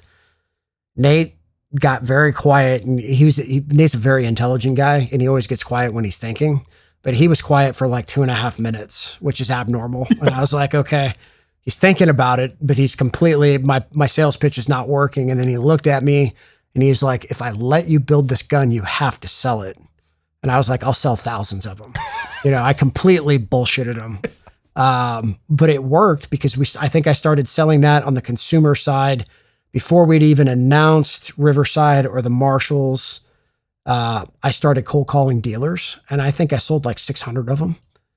I'm talking like July and August timeframe. Like in a couple of months, sold 600 dealers, which was unheard of. Like I was happy if I could sell 30 guns in a day on a really good day, and the rest of the week I might get 5 to 10 guns a day, and that's cold calling 100 dealers kind of thing, right? So out of the gate, just in the back half of 2018, it became our best-selling model. And we had no marketing. We had no advertised law enforcement presence, nothing. That was just for making cold calls on the telephone. Damn. So it was like if law enforcement officers are saying this is what we want in a pistol, and then we have this massive demand from the consumer market saying we would love that, nobody else is doing anything like that. Like I knew we were onto something. And so it just kind of took off from there. So was that part of the calculus that if you could at least sell them to a couple police departments, that would maybe be some forward momentum, like more than you guys already had, sort of thing? Yeah, definitely. And it was twofold. It was if you get a lot of law enforcement units using them, like people see that, and it's like brand awareness for your brand. Like, oh, law enforcement trusts that. I've never heard of them. Let me do some research on this company, or go ask this cop that I know about them. So there's that piece of it. The other piece is it forces everyone in the factory to start taking their job serious. You're making a gun for somebody who's using it to potentially save your life or somebody in your family's life. I think I told you last night, like prior to us getting into LE, people love to go online and wax poetic about the STI days. But when I started, they had like a 60% new product warranty return rate, and they weren't making very many guns a year. That's like absolutely abysmal to me. Almost every new gun that went out the door had to come back for some problem, sometimes 2 or 3 problems in a given year. Like nobody cared about what they were building. And the reason behind it was really the only people who knew what a 2011 were competition shooters. And it was like a status quo that if you're buying an STI for competition shooting, you're going to take it to your local gunsmith and have them fix everything on it anyway. So they were okay with that. I was never okay with that as a product. Like if we know we're making something and we're selling it to a consumer who knows it's fucked up, why don't we just fix the problem in it and we'll sell more of them? Nobody ever wanted to do that before. And Nate was really the one who started pushing for cultural change within STI. Nate was the one who was pushing for a lot of this. I'm sure there's a lot of things I did that were pissing off Nate in that time, but we mutually had the same goal for the company. It was like, let's make a better product so that more people will be exposed to it, more people will want it, more people will understand the enjoyment out of shooting a 2011 versus shooting a fucking Springfield XD or something like that, right? Well, that certainly holds true because it is pretty fucking enjoyable when you get one in your hands. So, but so how many departments are you guys in today? Just under 2,000. Damn, dude. Yeah. We're like at 1,900 and something. And we've got 70 something full-time SWAT teams that are carrying them as the issued pistol. Okay. So do you think a lot of people, again, people assume that a lot of that is due to Staccato's really solid marketing, which again, I don't know why there's no, from my perspective, asking the question, there is no negative connotation with that. Like at the end of the day, you can market as well as you want. If the pistol's in your hands and it sucks, then that's the end of the line. But do you think that is misunderstood about Staccato? Yes. And I've actually, so a person you and I both know, Chris Palmer, who now works for us. One of the first conversations I had with Chris online before I actually met him, where he had commented that. Like somebody on a Staccato post had wrote something about how are they getting all these law enforcement contracts? And Chris had replied, marketing. And I started texting him. I was like, you realize we don't even have a marketing department. Like our marketing ad spend is like zero. Our marketing department's one person with like an assistant. And they're really just working on SHOT Show all year. And then we go to SHOT Show and that's what they've been working on, kind of thing. So it was a really interesting conversation I had with Chris up front. And, but a lot of people say that. And it's like, pretty much everything we did in the first 3 years was all grassroots. We didn't have marketing what we were doing. We had marketing prepping for SHOT Show and an RA show. That was it. And I think people assumed that we were a much bigger company than we were too. Like, I don't think most people knew I was doing all the LE stuff by myself for almost 2 years nationwide, on top of managing 150 to 200 dealers. I didn't hire my first person onto the LE team until 2020. And so I had 2 other people working with me. I ended up letting one of those people go. And then the other guy's training company took off and he left on his own. So I was back to by myself for another period of time doing it. There was a lot of like learning on the job from failure in that time period. And that goes back to kind of what I was talking about earlier, like learning how to, stack stress and stay focused to solve a problem. That's all I was doing in this phase because I failed a lot at a lot of things. The only thing I can say I honestly got right on the first attempt was ask the customer what they want. Start from that and then start working back from the customer. And nobody taught me that. It was just, that's what I would have wanted if I had been in their shoes. That's what I never had when I was in the military. So why not? And that one idea completely changed the scope of who we were as a company that got us to where we are today. It's crazy, man. So I guess, it just made me think from those days, right? Where you're going into that meeting with Nate and pitching him the P and kind of taking that risk. How do you, then and today, how do you think about risk? Ooh, that's a good one. Well, I look at it, there's different types of risk, right? One is the risk like perception. How are people going to view you or view the company if this goes wrong? And then there's financial risk.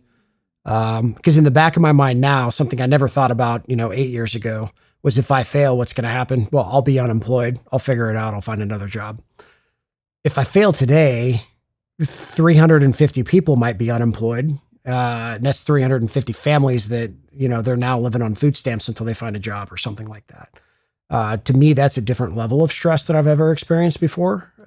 I'll say that weighs on me just as much as knowing On deployment, if I make a bad decision, one or a few of my guys could get seriously injured or killed. So I balance risk between both of those kind of at a high level. Like, what's the company exposure as far as how people would view us? What's the financial exposure if we fail? So as far as like, risk is one thing, innovation is another, right? And R&D. And like we were talking about, right? It's obviously everybody wants a pistol that shoots faster, shoots flatter, and more accurately. But I think that is much easier said than done in terms of actually how to build it. So how did you guys think about engineering and R&D and like kind of turning that system around into what it is today? Yeah, so it's interesting. When I started at STI, they didn't have a single engineer that worked there. And in the history of the company, I don't know that they ever had one either.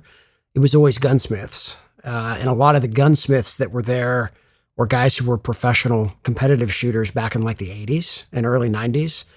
And it was them tuning their 1911s to work for how they shot in matches.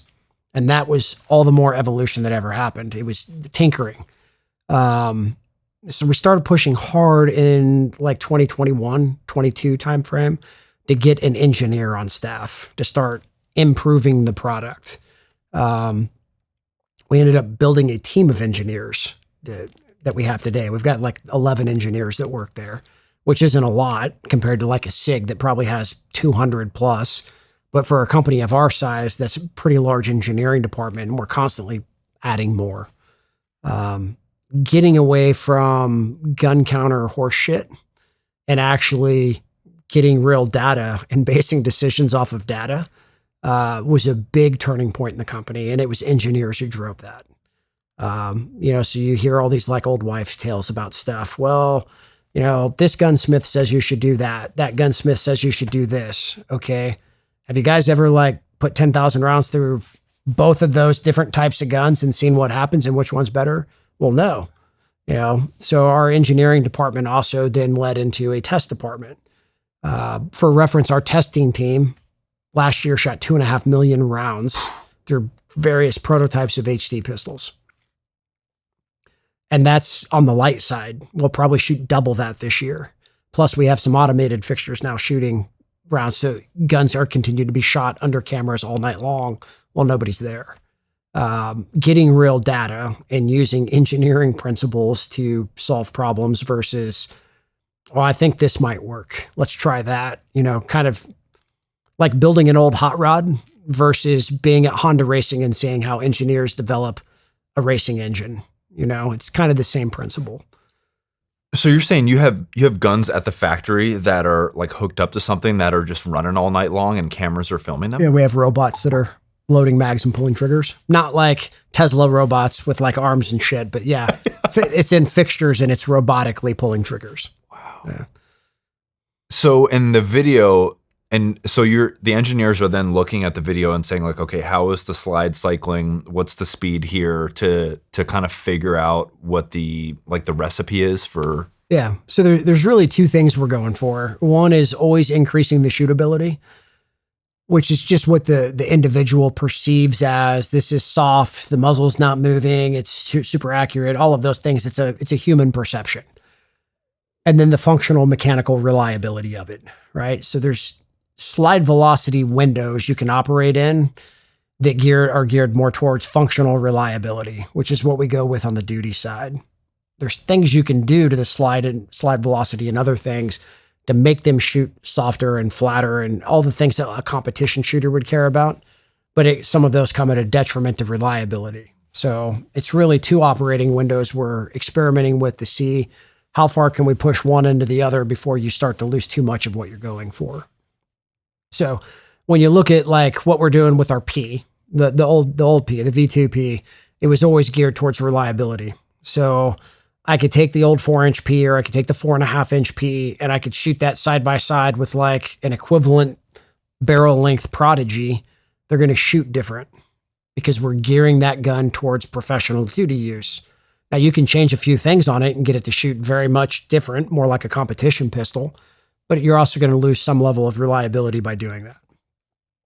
The same thing when we start developing competition pistols, We're not carried about an 11-phase federal law enforcement level of reliability in sand and mud and salt water and water submersion and freeze and hot and all that, because it's a guy who's using it to shoot in a match or just shoot on a range for fun.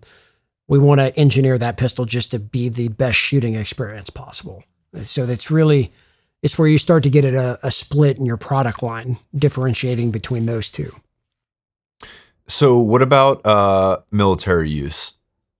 Working on it. What's interesting is historically the 1911 was always considered the professional's gun. So like you go back 25 years ago, Delta was carrying custom 1911s, Marine Recon was carrying custom 1911s, FBI HRT and the U.S. Marshal SOG were carrying 1911s. And the perception of that was, it's not just because it's America's gun, but it's like a professional will maintain it knowing that you have to lube a 1911 different than you have to lube a Glock 17, or it's not going to run right. But the trade-off is that accuracy, that shootability they get with it for a very unique specified role. 2011 is no different. I will say that most of your guns made by manufacturers today all have a very high level of mechanical accuracy. Whether it's an H&K, Smith & Wesson, a Glock, they're all mechanically extremely accurate compared to polymer guns 25 years ago. The difference is in how accurate can a human shoot that gun when they're under stress. And that's where you see the benefit of our platform. It's not just the feeling of, yes, it's lower recoil.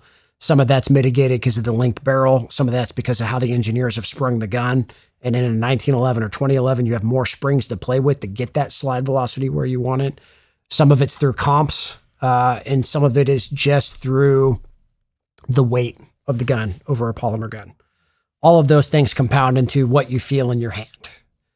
Mechanical accuracy is all really, in all honesty, is about the same between all of them. You'll see more variance from ammo types than you will from gun types. But where you see a huge improvement is in the human performance accuracy shooting a 2011 or a 1911 because of that trigger and some other factors.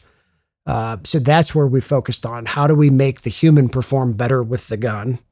Knowing that if we just put our gun in a fixture, is it that much more accurate than a Glock or an H&K or a SIG or whatever else? Maybe it is, maybe it isn't. SIG, yes. Glock, not so much. H&K, not so much. But when you put it in somebody's hand and you have them shoot it, how they would shoot it in a real life thing, they perform oftentimes dramatically better. So because of that, we're getting military interest in our platforms today as well now too. So we have multiple units that are in active testing right now. Where it goes, don't know. We'll see. I'm sure there's some things we'll have to change, some improvements we'll have to make to get it all the way across the finish line. But the HD itself is crossing the bridge from 1911 trigger, 2011 shootability into polymer gun reliability, provided they're maintained. And now we're getting traction in those spaces because of that. Yeah, I would imagine, trying to get Staccatos in the hands of like big military, like, infantry, Marine units, stuff like that is a lot different than, maybe the CAG or the Dev Group guys that say, hey, like, let's give these a run. Can you make us something interesting? And, they have more, I guess, flexibility and certainly more budget in terms of what they can get in their hands. But they do. I'd be willing to bet without knowing the true number, JSOC's budget is probably dramatically higher than the entirety of the Marine Corps' budget, would be my guess. When I was in the Marine Corps, got 3% of the Navy's budget. No clue what JSOC's budget is, but I bet you it's more than that. And so they have the latitude because they've all gone through very extensive pipelines, selection pipelines to get operators. Like that's not something I can't just enlist to go be a tier 1 operator. You have to go through a massive pipeline and screening to get there. They want to provide those guys the best equipment they can, as they should. Those guys can also create demands for, well, we want this, we want to test this, we want to try that. And if it meets their standard, it will be approved, but it has to meet their standard. And end state for us is we'd love to build a product that's so good, they want it and it meets their standard. And we've been working at that for a very long time and we're getting traction with it. I'm sure there's more work to go, but that's something we as a company do. And it all goes back to that initial thing that helped me get success, which is go ask them what they want and what they need. Now let's put an engineering team on it to figure out how to build it. So anything you can say about that in terms of, the tier 1 guys, do they have those guns in their hands right now? Yes. That's about all I can say. There are multiple units that are in active testing right now. Again, I won't know where it goes until it's done. So what are, obviously performance and reliability are a bit reductive, but what is it that they're looking for? They want something that under massive amounts of stress, they can perform better with. So for the longest time, Delta running 1911s was because of that trigger is so forgiving. Now in when I've made reference earlier to the 11-phase federal law enforcement testing. So the HD is the first 1911 based platform that's ever passed that test. You go back 25, 26 years ago when HRT and the U.S. Marshal SOG fielded 1911s off the shelf. They were Springfield professionals. That test was very different and the performance standards were very different. That gun would not pass more than 3, maybe 4 of those 11 phases of testing. But like everything we see, different operational changes drive innovation because the demand for performance increases. So 26 years ago, nobody cared if it could pass a sand test. 20 years of war in the sandbox, and now the sand test is a very critical part of testing. Everyone has to pass that. So as we get into more and more extreme and austere environments that we're operating in at an operational level, all the equipment has to evolve to meet that as well. Not just firearms, all equipment. And that's where innovation is so important because you have to innovate as fast as the demand from the end user is evolving, or you'll always be behind the power curve. And we're trying to get ahead of that as a company.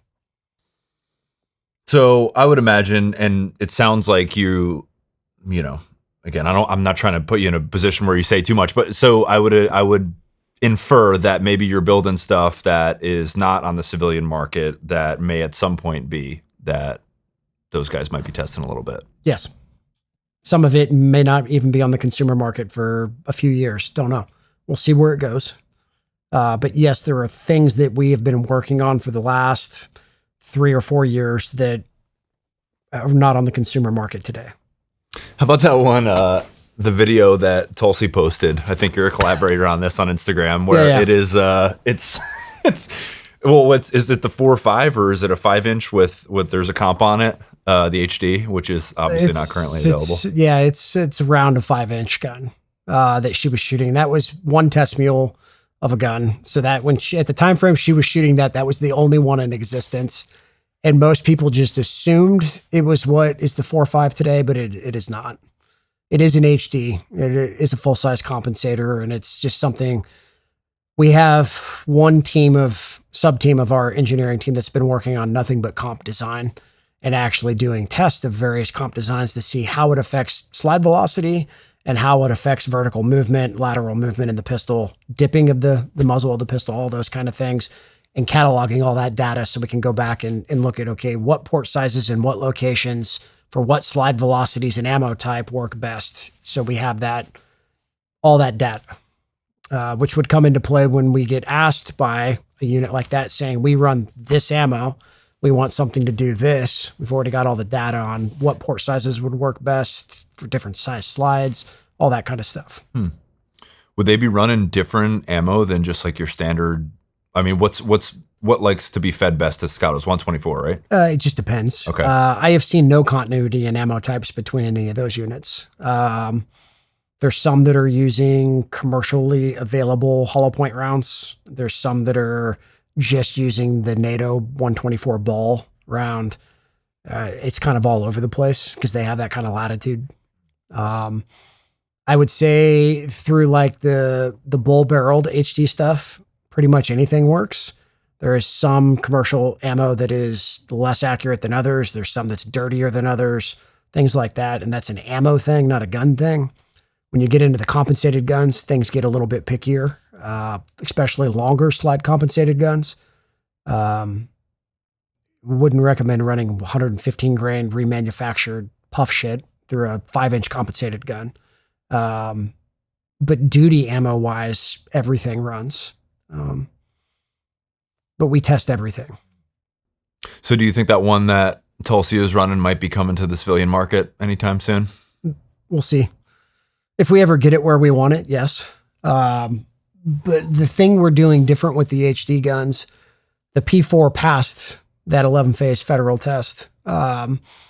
Regardless of the gun in the HD lineup, we now use that test plus some other stuff that we do that come from the NATO testing spec. Every HD model has to meet that.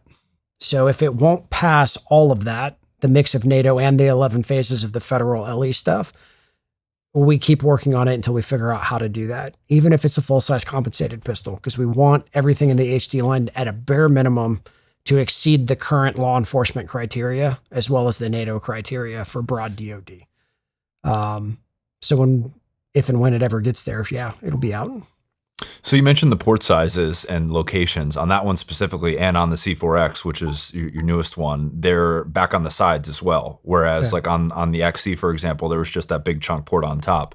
What is there? Obviously, there's logic on the engineering side behind adding them to the sides again. Yeah. So you probably don't remember in 2018 or late 17, we launched the DVC Omni, which was really like the grandfather of the XC. It originally had side ports in it. They would crack. The amount of material between the top port and side port, there wasn't enough material there. The HDs are wider than a traditional 2011. There's more material to play with.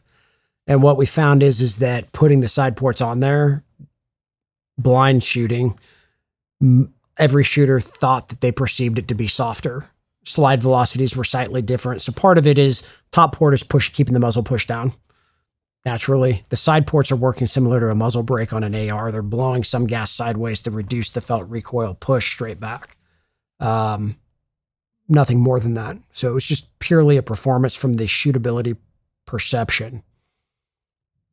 This is a cool thing. And, you don't talk about it so often, but I've heard some cool things, some like anecdotal stories related to you guys about just doing the right thing. And, for me, if I don't want to sound like it always is, goes into my decision making, but if I'm going to buy a product from a company, it's nice to know that they're good people and they do the right thing. So I've just heard shit through the grapevine about stuff like, cancer patients calling you guys that just got a terminal diagnosis and saying, hey, I just ordered this pistol and I don't know how many months I have left to live. And you guys say, that's okay. Don't worry about it. We'll cancel the charge and send you the pistol. Stuff like that. So yeah. Is all that stuff true? Yes. And when that happened, that was a law enforcement officer. We do a lot of stuff like that, and we don't advertise it because if you're advertising it, then you're doing it for the wrong reasons. We help Warrior's Heart with a lot of stuff for obvious reasons. We always have. We help SOCF with a lot of things. I don't know if Josh talked about SOCF at all with you. Special Operations Care Fund. It's a nonprofit that helps raise money to send special operations operators to receive treatments that the VA won't cover. So like a lot of the stuff down in Mexico with the mushrooms and all that other stuff, they send guys down for that. They pay to send guys to Warrior's Heart, things like that. And then also organization called Fallen Blue, which is a huge part of who we are and help with. And it's a nonprofit that basically when a police officer is killed in the line of duty, they get a ton of the families get a ton of help, obviously in the immediate, but where they don't get help is like a year or 2 years later, and they're always struggling.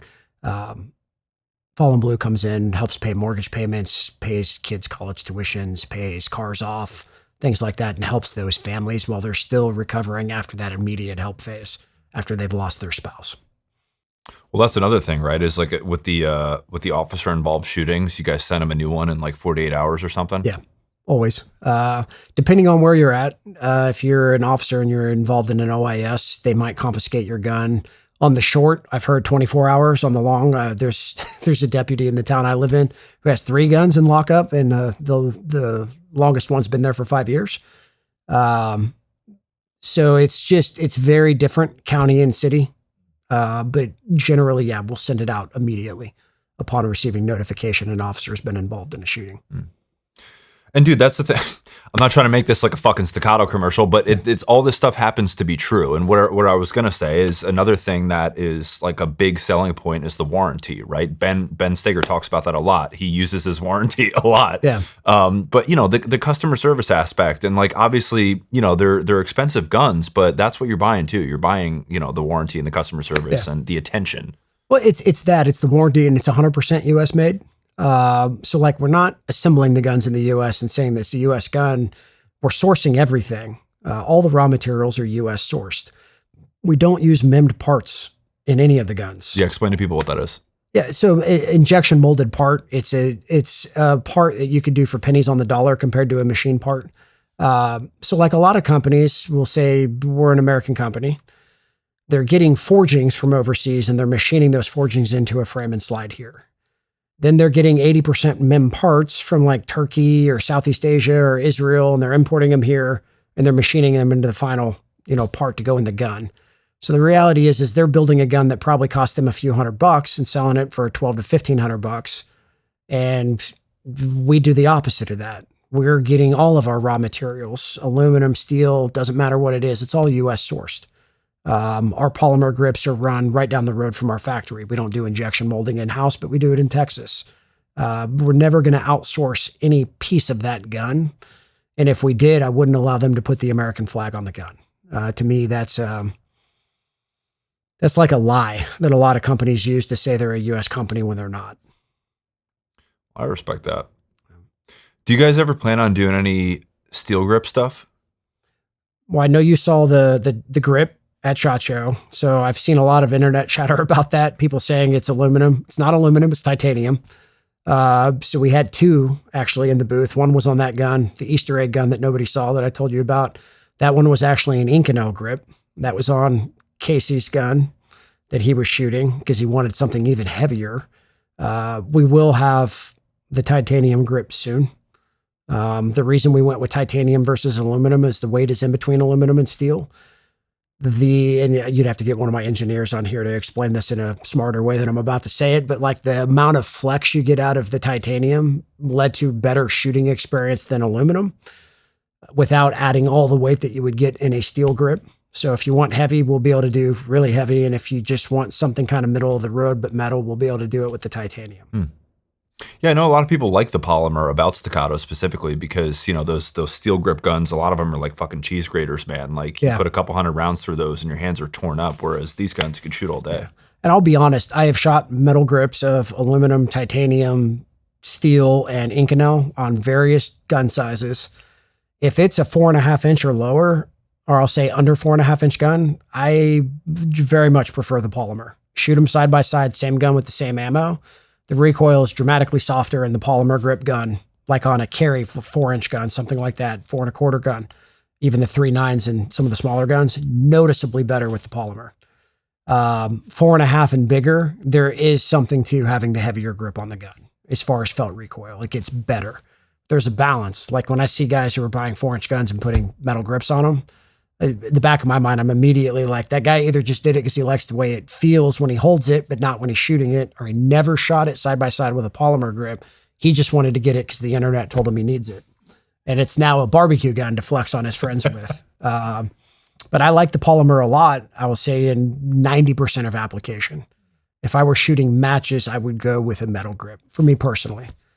And you can always make the polymer grips more or less aggressive. You can get them stippled till they're like a cheese grater. You can sand it down with sandpaper if it's too much. You can find the balance of where you want it. And metal grip, you gotta like it the way it is when you buy it.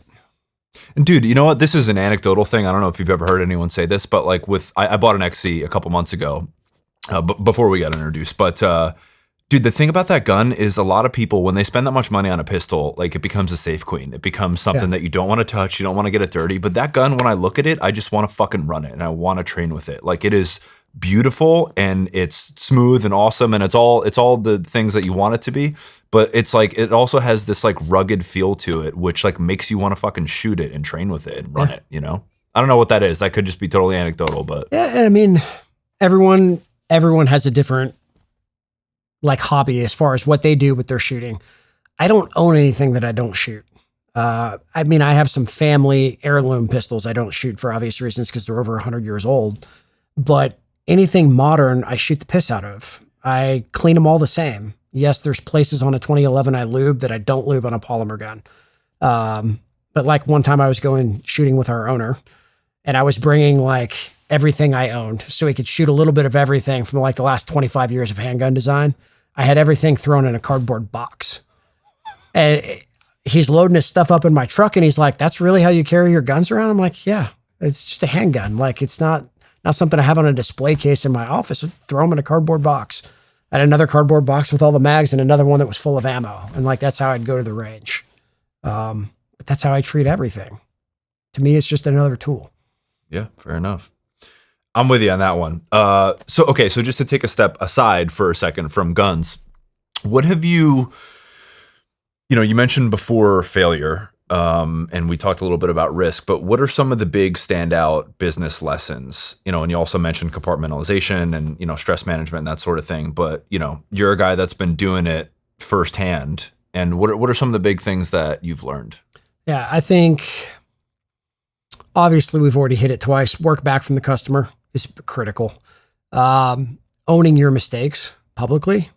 Like, don't hide things, don't do the SIG P320 thing and be like, "Oh, what problem are you talking about?" Like if you've got a problem, fucking own it and fix it and take care of your customers who were bought into you before you had that problem. I think that's critical no matter what industry you're in, not just the gun industry. And at the end of the day, it's the right thing to do. I think some hard lessons I've learned in business have actually been people. Getting the right people in the right spot. If you have too much faith that people will figure it out, they oftentimes won't, and it can cause other problems down the road. I will take people who work better in a team versus people that are smarter or better as individuals any day of the week, because I think teamwork is fucking critical for everything in business, whether you're big or small. If you can't work well in a team, you can't be part of the business. It becomes cancer. You have to get rid of it immediately. And that's some of the hardest stuff to do because some of those people you might have to let go. You might have personal relationships with, especially when you start as a company our size, relatively small, and you grow. Like there's people who are really good in a small company because everybody's operating independently. And that's part of the reason you were successful. That as you grow, you now have to start working as a team. And some people just refuse to have any level of teamwork and you can't keep them around. I think that's hard, but it's better to remove them sooner than let those problems linger and have to deal with them down the road when they've now pushed away people who can be team players. Because then you're starting from scratch and you're having to build a new team. And that's hard. I think that's the hardest part of business, from my point of view. Just people? Yeah. People. Dealing with personalities, keeping it all glued together, keeping people on track.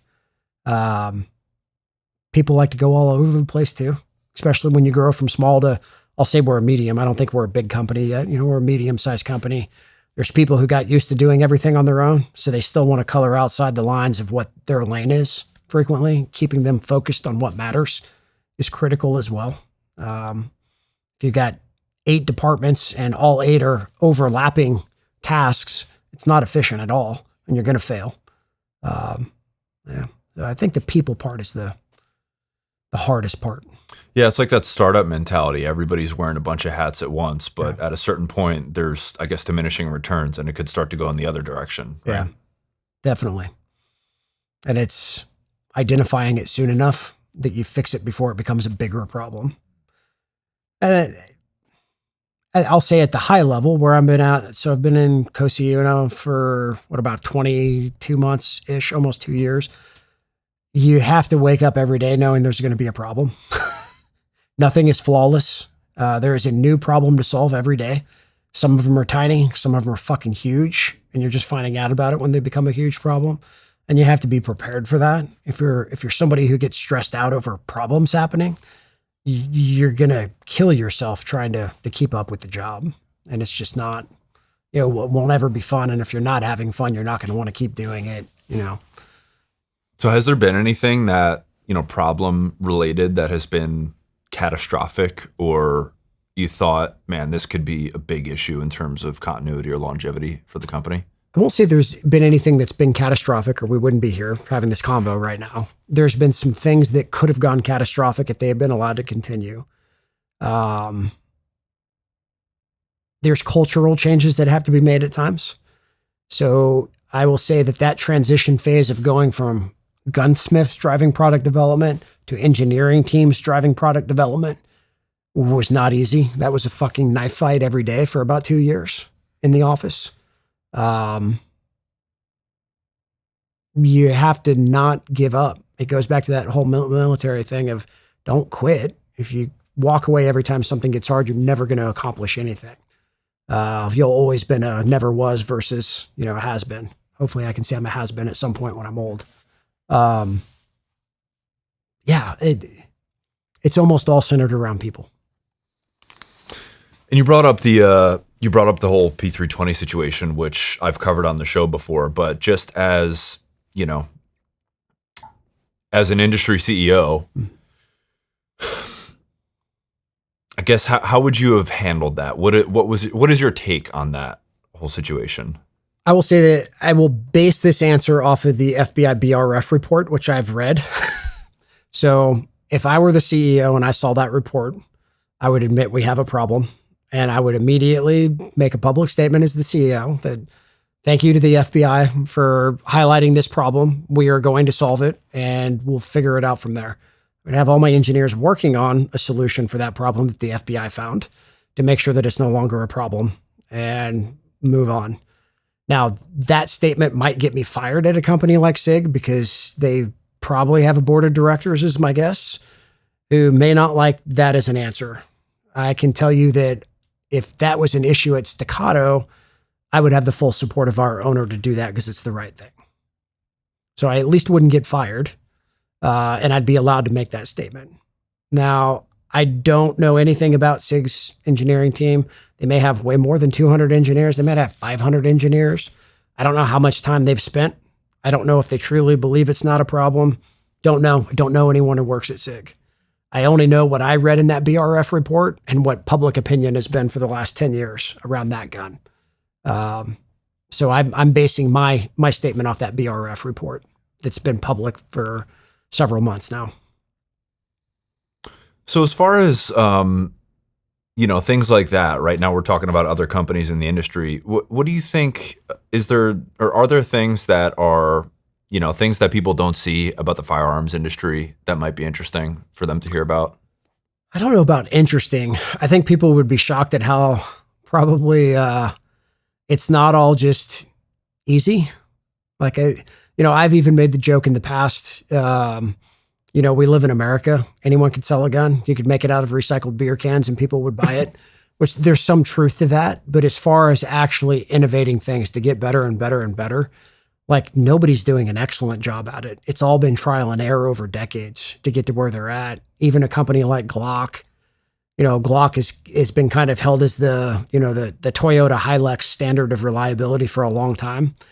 They didn't just do that overnight. That took them decades to build that reputation. And they've had a lot of failures too, and they always go and correct them. Gen 2s were having issues, Gen 3s were having issues, Gen 4s were having issues, Gen 5s had issues when they launched them. They've always gone back and figured it out, and that's what's given them the reputation they have. But nobody just makes something that's flawless. Nobody designed something on the first pass that was perfect. It's taken countless hours of work to figure out. And depending on the environment and all kinds of other conditions, there is no mechanical object on this planet that's 100% reliable, ever. There's always something that can cause a failure somewhere. There's always a part that can break depending on the amount of abuse, whether it be environmental or high round count.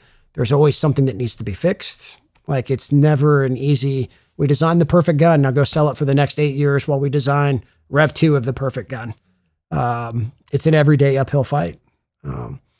There's a perception in the consumer market that if I buy it, it has to work every time. They never think of it as it's an inanimate object. It's a mechanical object, just like a car.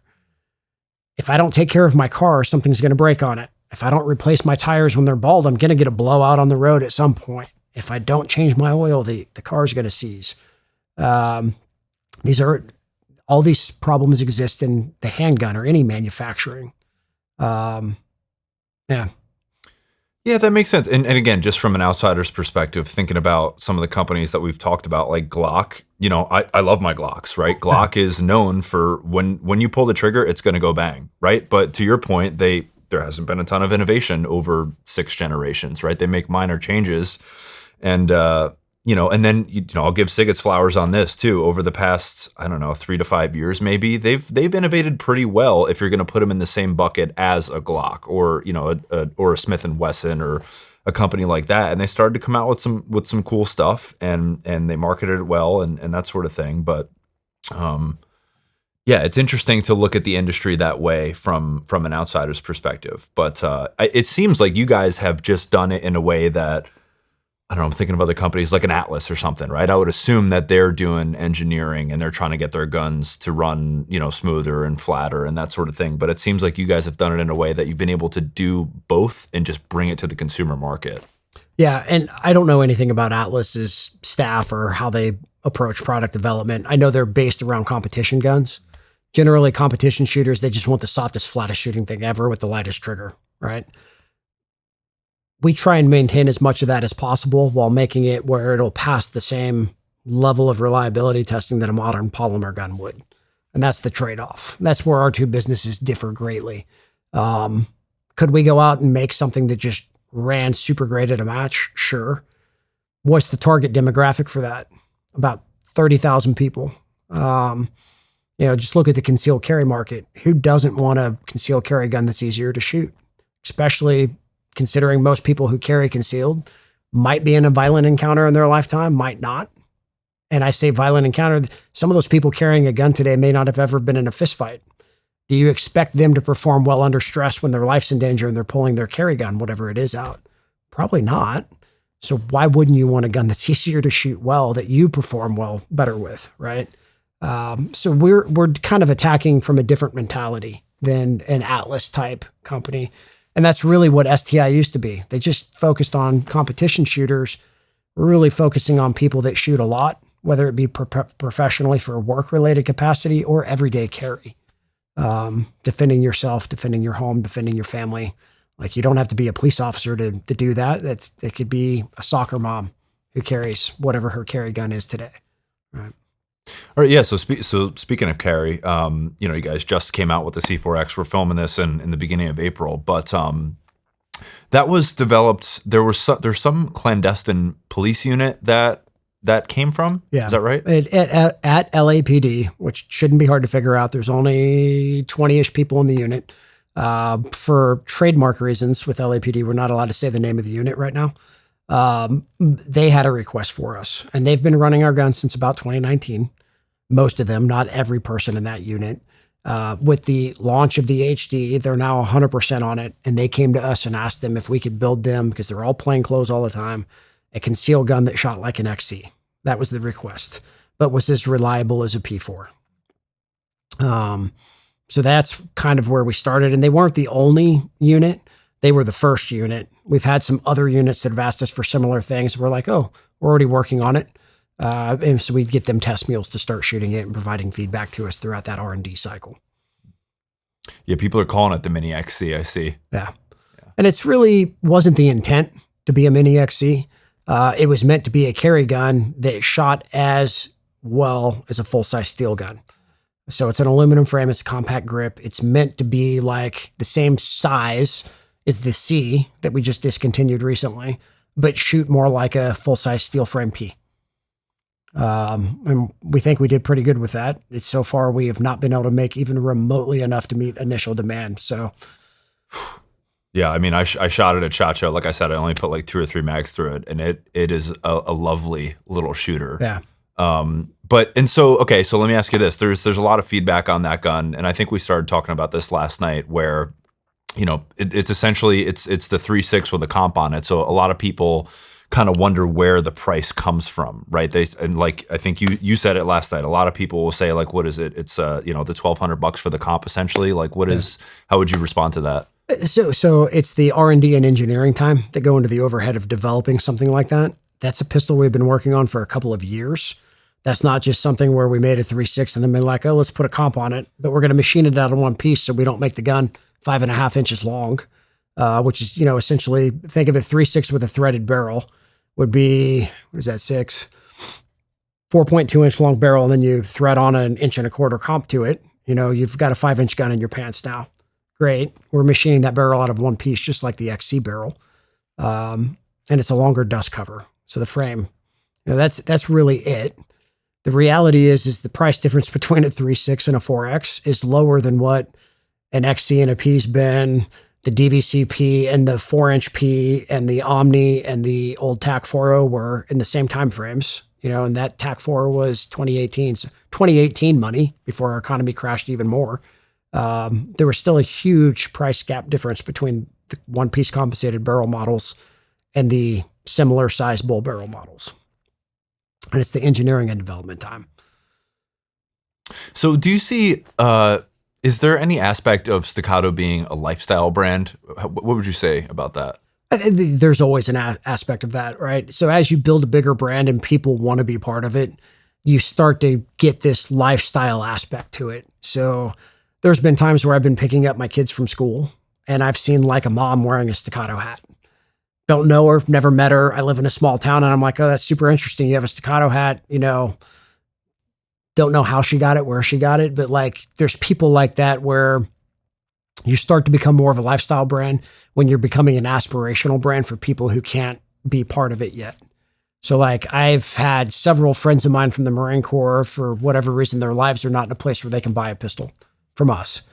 They want one. They ask me for free shirts. They ask me for hats so they can wear the t-shirt, wear the hat, that kind of thing. But they don't have a pistol yet. They want one. It's aspirational for them. It's like seeing kids in Ferrari shirts. I don't know any kids who can afford a Ferrari, but I've seen kids that if you go ask them, when I grow up, I want to have a Ferrari, right? It's the same kind of thing. And to me, that's kind of where the lifestyle piece of a brand starts to come out. When people want to associate with your brand because you're aspirational, they just want to be part of it, even if they're not yet. Yeah, it's such a good point. And it rings true when you say it as it's kind of going through my head. And to me, that's just a sign we're doing things right. Like if everyone I met who didn't own one of our guns hated us as a company, then we're missing somewhere. Because if the only people who liked us were our current customers, we're never going to grow. When you have people who look at you as like, one day I want to own a Staccato, like that's a cue to us as a business. We're doing things the right way because more people want to be involved with us, even if they financially can't yet. So do you guys think about that? Does that get baked into decision-making at all? Or is it just a byproduct of, like you said, doing things the right way? It's a byproduct of doing things the right way. We talk about it because obviously if it starts trending the other direction, it's a good sign you're doing something wrong.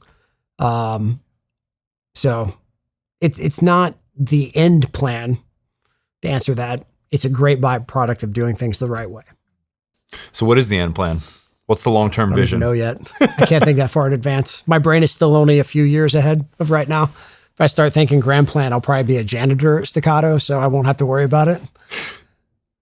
Well, because you have a pretty baked out roadmap. It's not, just the next 1 to 2 years. It's more extensive than that, right? Yeah, and that's just the product though, right? So there's multiple aspects to our company. So on the product side, i.e. new pistol, our roadmap's baked out for about 4 to 5 years, depending on how certain things play out in the interim years.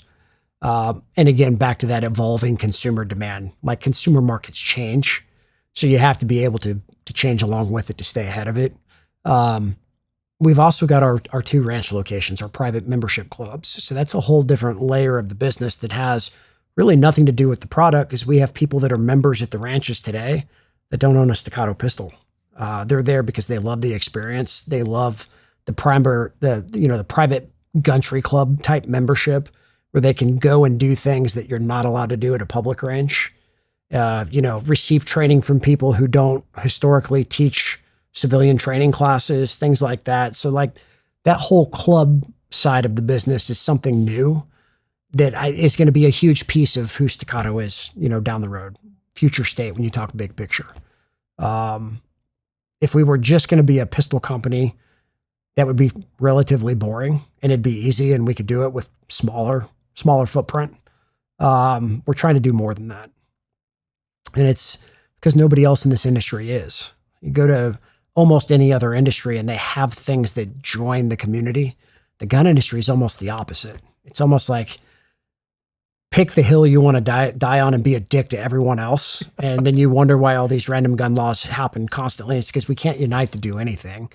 We can't just be friendly with other gun owners. Everything has to be a fight.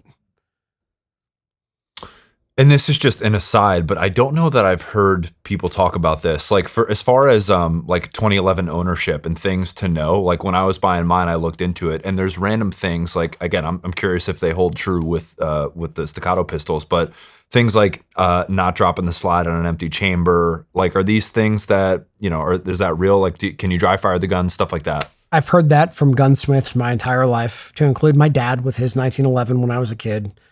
I will tell you that the entire 8.5 years I've been working here, I have been dropping my slides on empty chambers and dry firing at my fucking desk all day long, every fucking day. I've never broken a sear. I've never broken a hammer. I have broken things on 2011s, 1911s, but I've also broken things on all my polymer guns from doing the same thing, dry firing all fucking day long while I'm, sitting in Teams meetings or whatever I'm doing. I have seen nothing other than gun counter hearsay that you can't.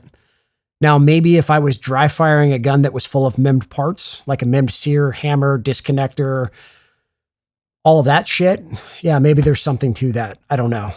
I don't own any of those guns anymore, so couldn't tell you. Fair enough. Yeah.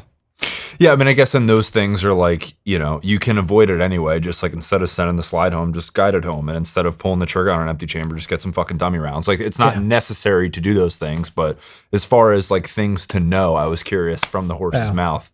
Nothing that I've ever seen. I'm sure I just pissed off every gunsmith who's ever going to listen to your podcast, and I'm okay with that. So, truth is the truth, man. Tends to hurt feelings at times, but that's besides the point, isn't it? I'm okay with it.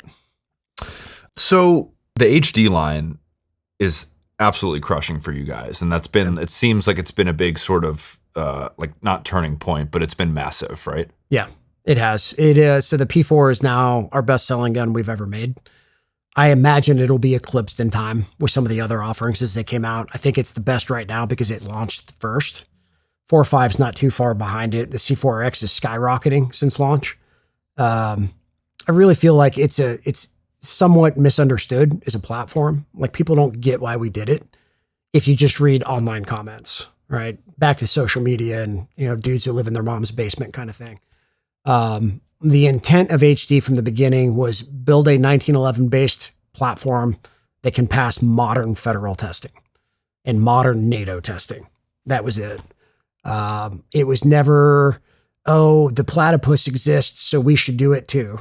Which I hear that all the time. And I'm like, we never even looked at a platypus until after HD was built. It's two totally different guns for two totally different types of consumers. And that's not a knock on the stealth arms at all. Like, if that's the gun you want, great. I'm sure it's awesome. Go get it, enjoy it, have fun with it. We weren't trying to build a gun that ran on a Glock mag. We were trying to pass federal law enforcement testing and NATO testing in the modern era. We chose the Glock mag because it performs the best in the federal testing. There's magazine specific testing, both environmental and drop of just magazines. The Glock mag performed the best. So that's the mag we went with. 2 years before we got to HD, we were running a P at the factory that ran on P320 mags. It had no discernible performance improvement over the P running on a V2 2011 mag. So we didn't go with the P320 mag. That was it. There was no discussions around anything other than how do we make it perform at this level in these types of tests. And that's why we did what we did with HD. Didn't Tom Spooner introduce you to some unit that asked for the mag interoperability? Yeah. So it was a schoolhouse cadre at Bragg for an SF schoolhouse, and they did long-term R&D for us, just providing us feedback on the guns. And one of the things they asked for was, and it was just lack of understanding, was, can you make a polymer grip that we can put on here that would accept a Glock mag? Answer is no, because it has nothing to do with the grip. It has to do with the frame.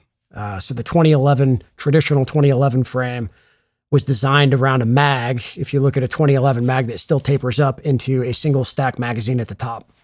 Really long transition zone on the mag because it was designed off of 1911. That is also the Achilles heel of the platform. So you have to have a magazine with a long transition zone to fit in a 2011 frame. That transition zone is part of why 2011 mags suck so bad at 9mm. And it took us years to get the old vintage 2011 mags to the level of reliability they're at today, of trying to fix all the problems that are just caused by that and how they were being made. So we knew with HD, we had to completely redesign the frame. It's not just hog a frame out to make a Glock mag fit. We engineers designed the frame around that Glock mag after we selected the Glock mag to use. Then they looked at the stress points of every place on a 2011 frame that has high stress concentrations and eventually cracks. They designed all of those out of the frame. So that frame is like 6 times stronger than a traditional 2011 frame. We've got HD guns that are well over 150,000 rounds at the factory and have not broken a frame anywhere. Your average 2011, as it's known historically, will develop cracks in certain places on that frame over time. Most of them, they're already there and you don't even know it, depending on the frame and how many rounds you're at. It doesn't affect function, but we know what happens, so we wanted to engineer a correction for it. To us, that wouldn't be acceptable if we're truly trying to get this modern duty-rated 2011 built. So as far as what's coming up in the future, are you guys going to move more towards the HD style of pistol, or is there any plan to come back to like the classic 2011 grip safety, all that stuff? Yeah, so we will continue to evolve the HD line to meet the consumer demand from those high-end users, whatever it is. Same with the consumer market. Whatever consumer market's demanding, we will build. As far as abandoning traditional 2011s, that would never happen. We'll continue to evolve our traditional 2011 line. We're obviously neck deep in getting HD product family done right now. At some point, we will have new traditional 2011s coming out as well. It's not something the company has any plans of ever abandoning. Unless the consumer market totally dried up and nobody wants to buy a traditional 2011 anymore, we wouldn't continue making them. But I don't think that will be the case for a very, very long time. Yeah, I would tend to agree with you on that one. Not that I know much, but is there any sort of timeline that people can expect that? No, we'll see. Wait and see. So what's the next time period as far as the next releases from Staccato? We'll probably back half of this year. There'll be something. Yeah. We're trying to get away from what the industry does of just launching new shit at SHOT Show and launching things on our own timelines when we want, which based off our SHOT Show range day this year, fairly confident we can do at any time and have our own events around product launches so we can do them away from the rest of the industry, going to Vegas to do whatever they're going to do for that week. Yeah, it seems to me, at least as a consumer, that you guys are at a point where you could manage that on your own. Yeah. But any hints you can give to people about what that's going to look like in back half of the year? It'll look like a black 9mm pistol. Yeah, not much I can give away right now without getting in trouble. Yeah, fair enough. Not trying to get you in hot water. Yeah. No, we will not be making a 10mm carry gun or a 6-inch 45 anytime soon. Was that like a thought that people had? What's funny is when we discontinued 10mm 45 and 40 cal guns, we got an influx of phone calls with people asking us for 10mm carry guns. And they were all from Texas. So it was very much a Texas thing. And I'm like, you want a 10mm carry gun? Like, sorry, we can't do that anymore. What's funny is right after we discontinued making 45s, like we always get people online, making the comments, oh, bring back a 45, bring back a 45. Like the whole 12-month runway before we discontinued them, I sold like 11 45s nationwide, at least in, west of the Mississippi and all of law enforcement in a year. Like there was no demand for them anymore. But if you go online and you just base everything off what you read on social media, like everybody wants a 45. So how do you discern, right? Because there's so much customer feedback and you guys have made a business on customer feedback. So how do you discern how do you pressure test or validate what the market actually wants based on the things that you see? There's two different ways. The The primary way is our customer service team is constantly on the phone with customers, checking in on them. Same thing with our ranch staff, calling all the members constantly, talking to them just to check in on them. It's not a wait until they call us thing. We're very proactive in outreach, whether it be text, emails, phone calls, all of that with the entirety of the consumer base we have. The other thing is at the beginning of every year, you can get ATF data for everything that every manufacturer's made in each caliber and see how it stacks. And the reality is that when it comes to semi-auto handguns, like 9mm handguns are like 94% of all of manufacturing in the US. The other odd caliber stuff just doesn't move. And a huge indicator of that was actually Glock last year discontinuing all their random calibers and all those models, like all in one fell swoop, discontinued like 36 or 40 different guns. And when you look at them, they're almost all in calibers other than 9mm. They just don't sell. And then, so you guys are doing ammo now. You have an ammo business, which I know started kind of, for your engineers to be able to shoot and not, be impacted by the market. But, now the market is starting to get impacted in terms of shortages, and we see the price of 9mm going up. Like, how long do you think that will go on? Where do you see that as an insider? Yeah. Well, I will say that every time we're involved in a foreign conflict, the first thing the ammo industry does is raise their prices. And sometimes that's legitimately because the government is buying everything they're making. Sometimes it has to do with trade. So if they're getting primers or gunpowder from overseas and trade is impacted, it can cause their prices to go up. And I'll say the third layer of that is they're just raising prices because they can blame it on a conflict that's happening overseas. So like you said, we initially started ours for our engineers because we were shooting so much. It wasn't cost effective to continue buying it in bulk from manufacturers, so we started making our own. The other big piece of that was we wanted to be able to have ammo available for our consumers without having to inflate prices for them because of what happened during COVID. Is there anything else related to the business specifically that we may have missed or that you want to cover? I don't know. I feel like we've hit pretty much everything. I can't think of anything that you've not pulled out of me. Fair enough. All right. So let's end on this. And, we were talking, I can't remember if this was on camera or off, but you're talking about, you said basically your old Marine buddies were like, hey man, like how the hell did at 0311 become the CEO of Staccato? So if you were to, again, man, like I said, I respect the way you've done it, from a guy that also doesn't have a college degree. And, there's probably a lot of people out there that are listening to this that maybe they want to get into the firearms business. Probably not. Maybe they just wanted to get into, doing what they are interested in. Maybe whatever. If they're listening, what would you recommend to people as far as like how to make your way and, kind of do what you've done, however it is that they're thinking about doing it? Yeah. I would say pick an industry that you're passionate about. Like, if you hate driving and you own a Tesla because it's just something you have to do in day-to-day life, like don't try and get a job in the automotive industry.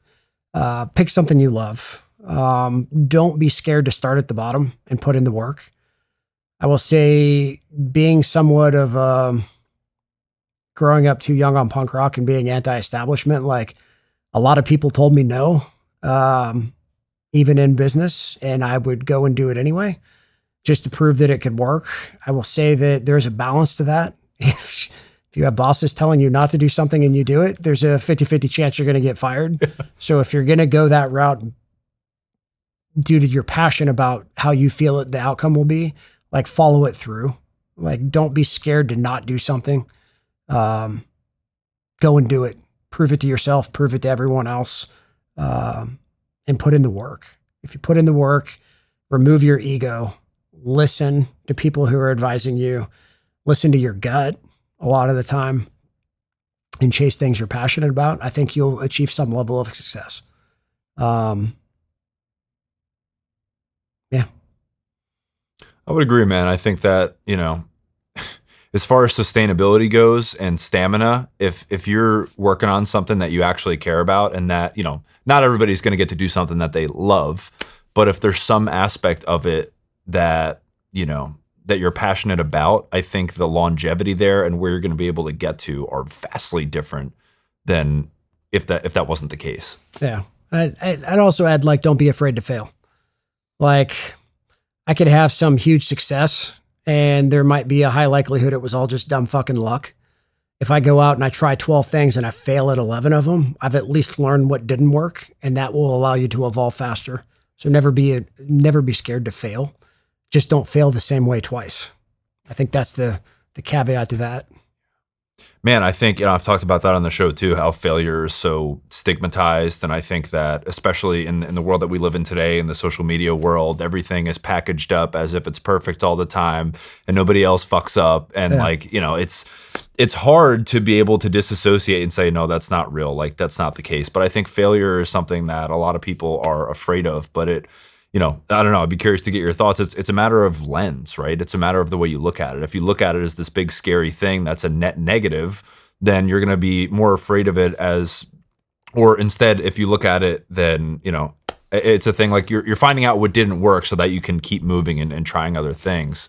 It's a matter of how you look at it. Yeah, you're probing to figure out how the best way is to solve the problem.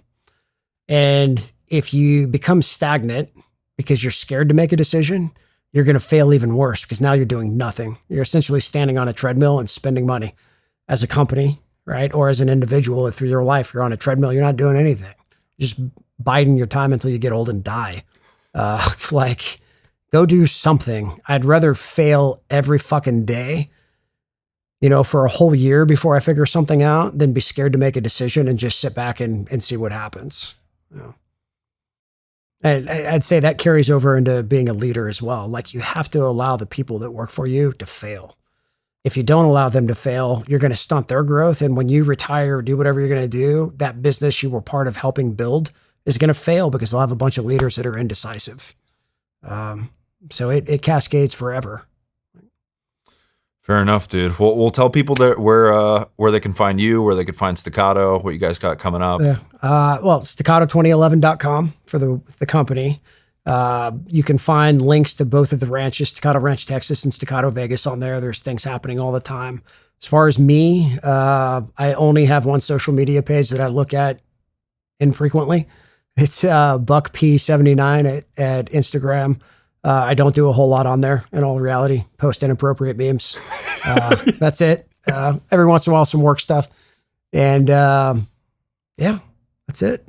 Yeah, you are an entertaining follow on Instagram. So it comes in waves. If I'm stuck in an airport terminal because a flight got delayed, I might post like 100 memes in my stories. Well, dude, thank you again for doing this. It's awesome to be able to sit down with you. And like I said, congratulations on everything that you guys are doing. I know this was your biggest quarter yet, you said, and in my opinion, it's very well earned. And like I said, it's very cool in today's day and age where people hop around a lot because they're not valued. It's cool to see the guy that went from the sales guy to the CEO. So again, congratulations on all your success personally and with the company. And I'm looking forward to seeing where you guys go. That's for sure. Awesome. Thank you for having me. It's been great. What's up, guys? Thank you so much for taking the time to watch the interview. If you got anything out of this video at all, please like the video, leave me a comment, tell me what you thought of the video, tell me who you'd like to see on the show. I really appreciate the support. It goes a long way on these platforms, as you guys know. Most importantly, I have some amazing guests that are coming in for interviews in the very near future, so please subscribe to the channel so you don't miss any of them. But that's it. I really appreciate your support. Thank you again for watching, and I hope to see you again soon.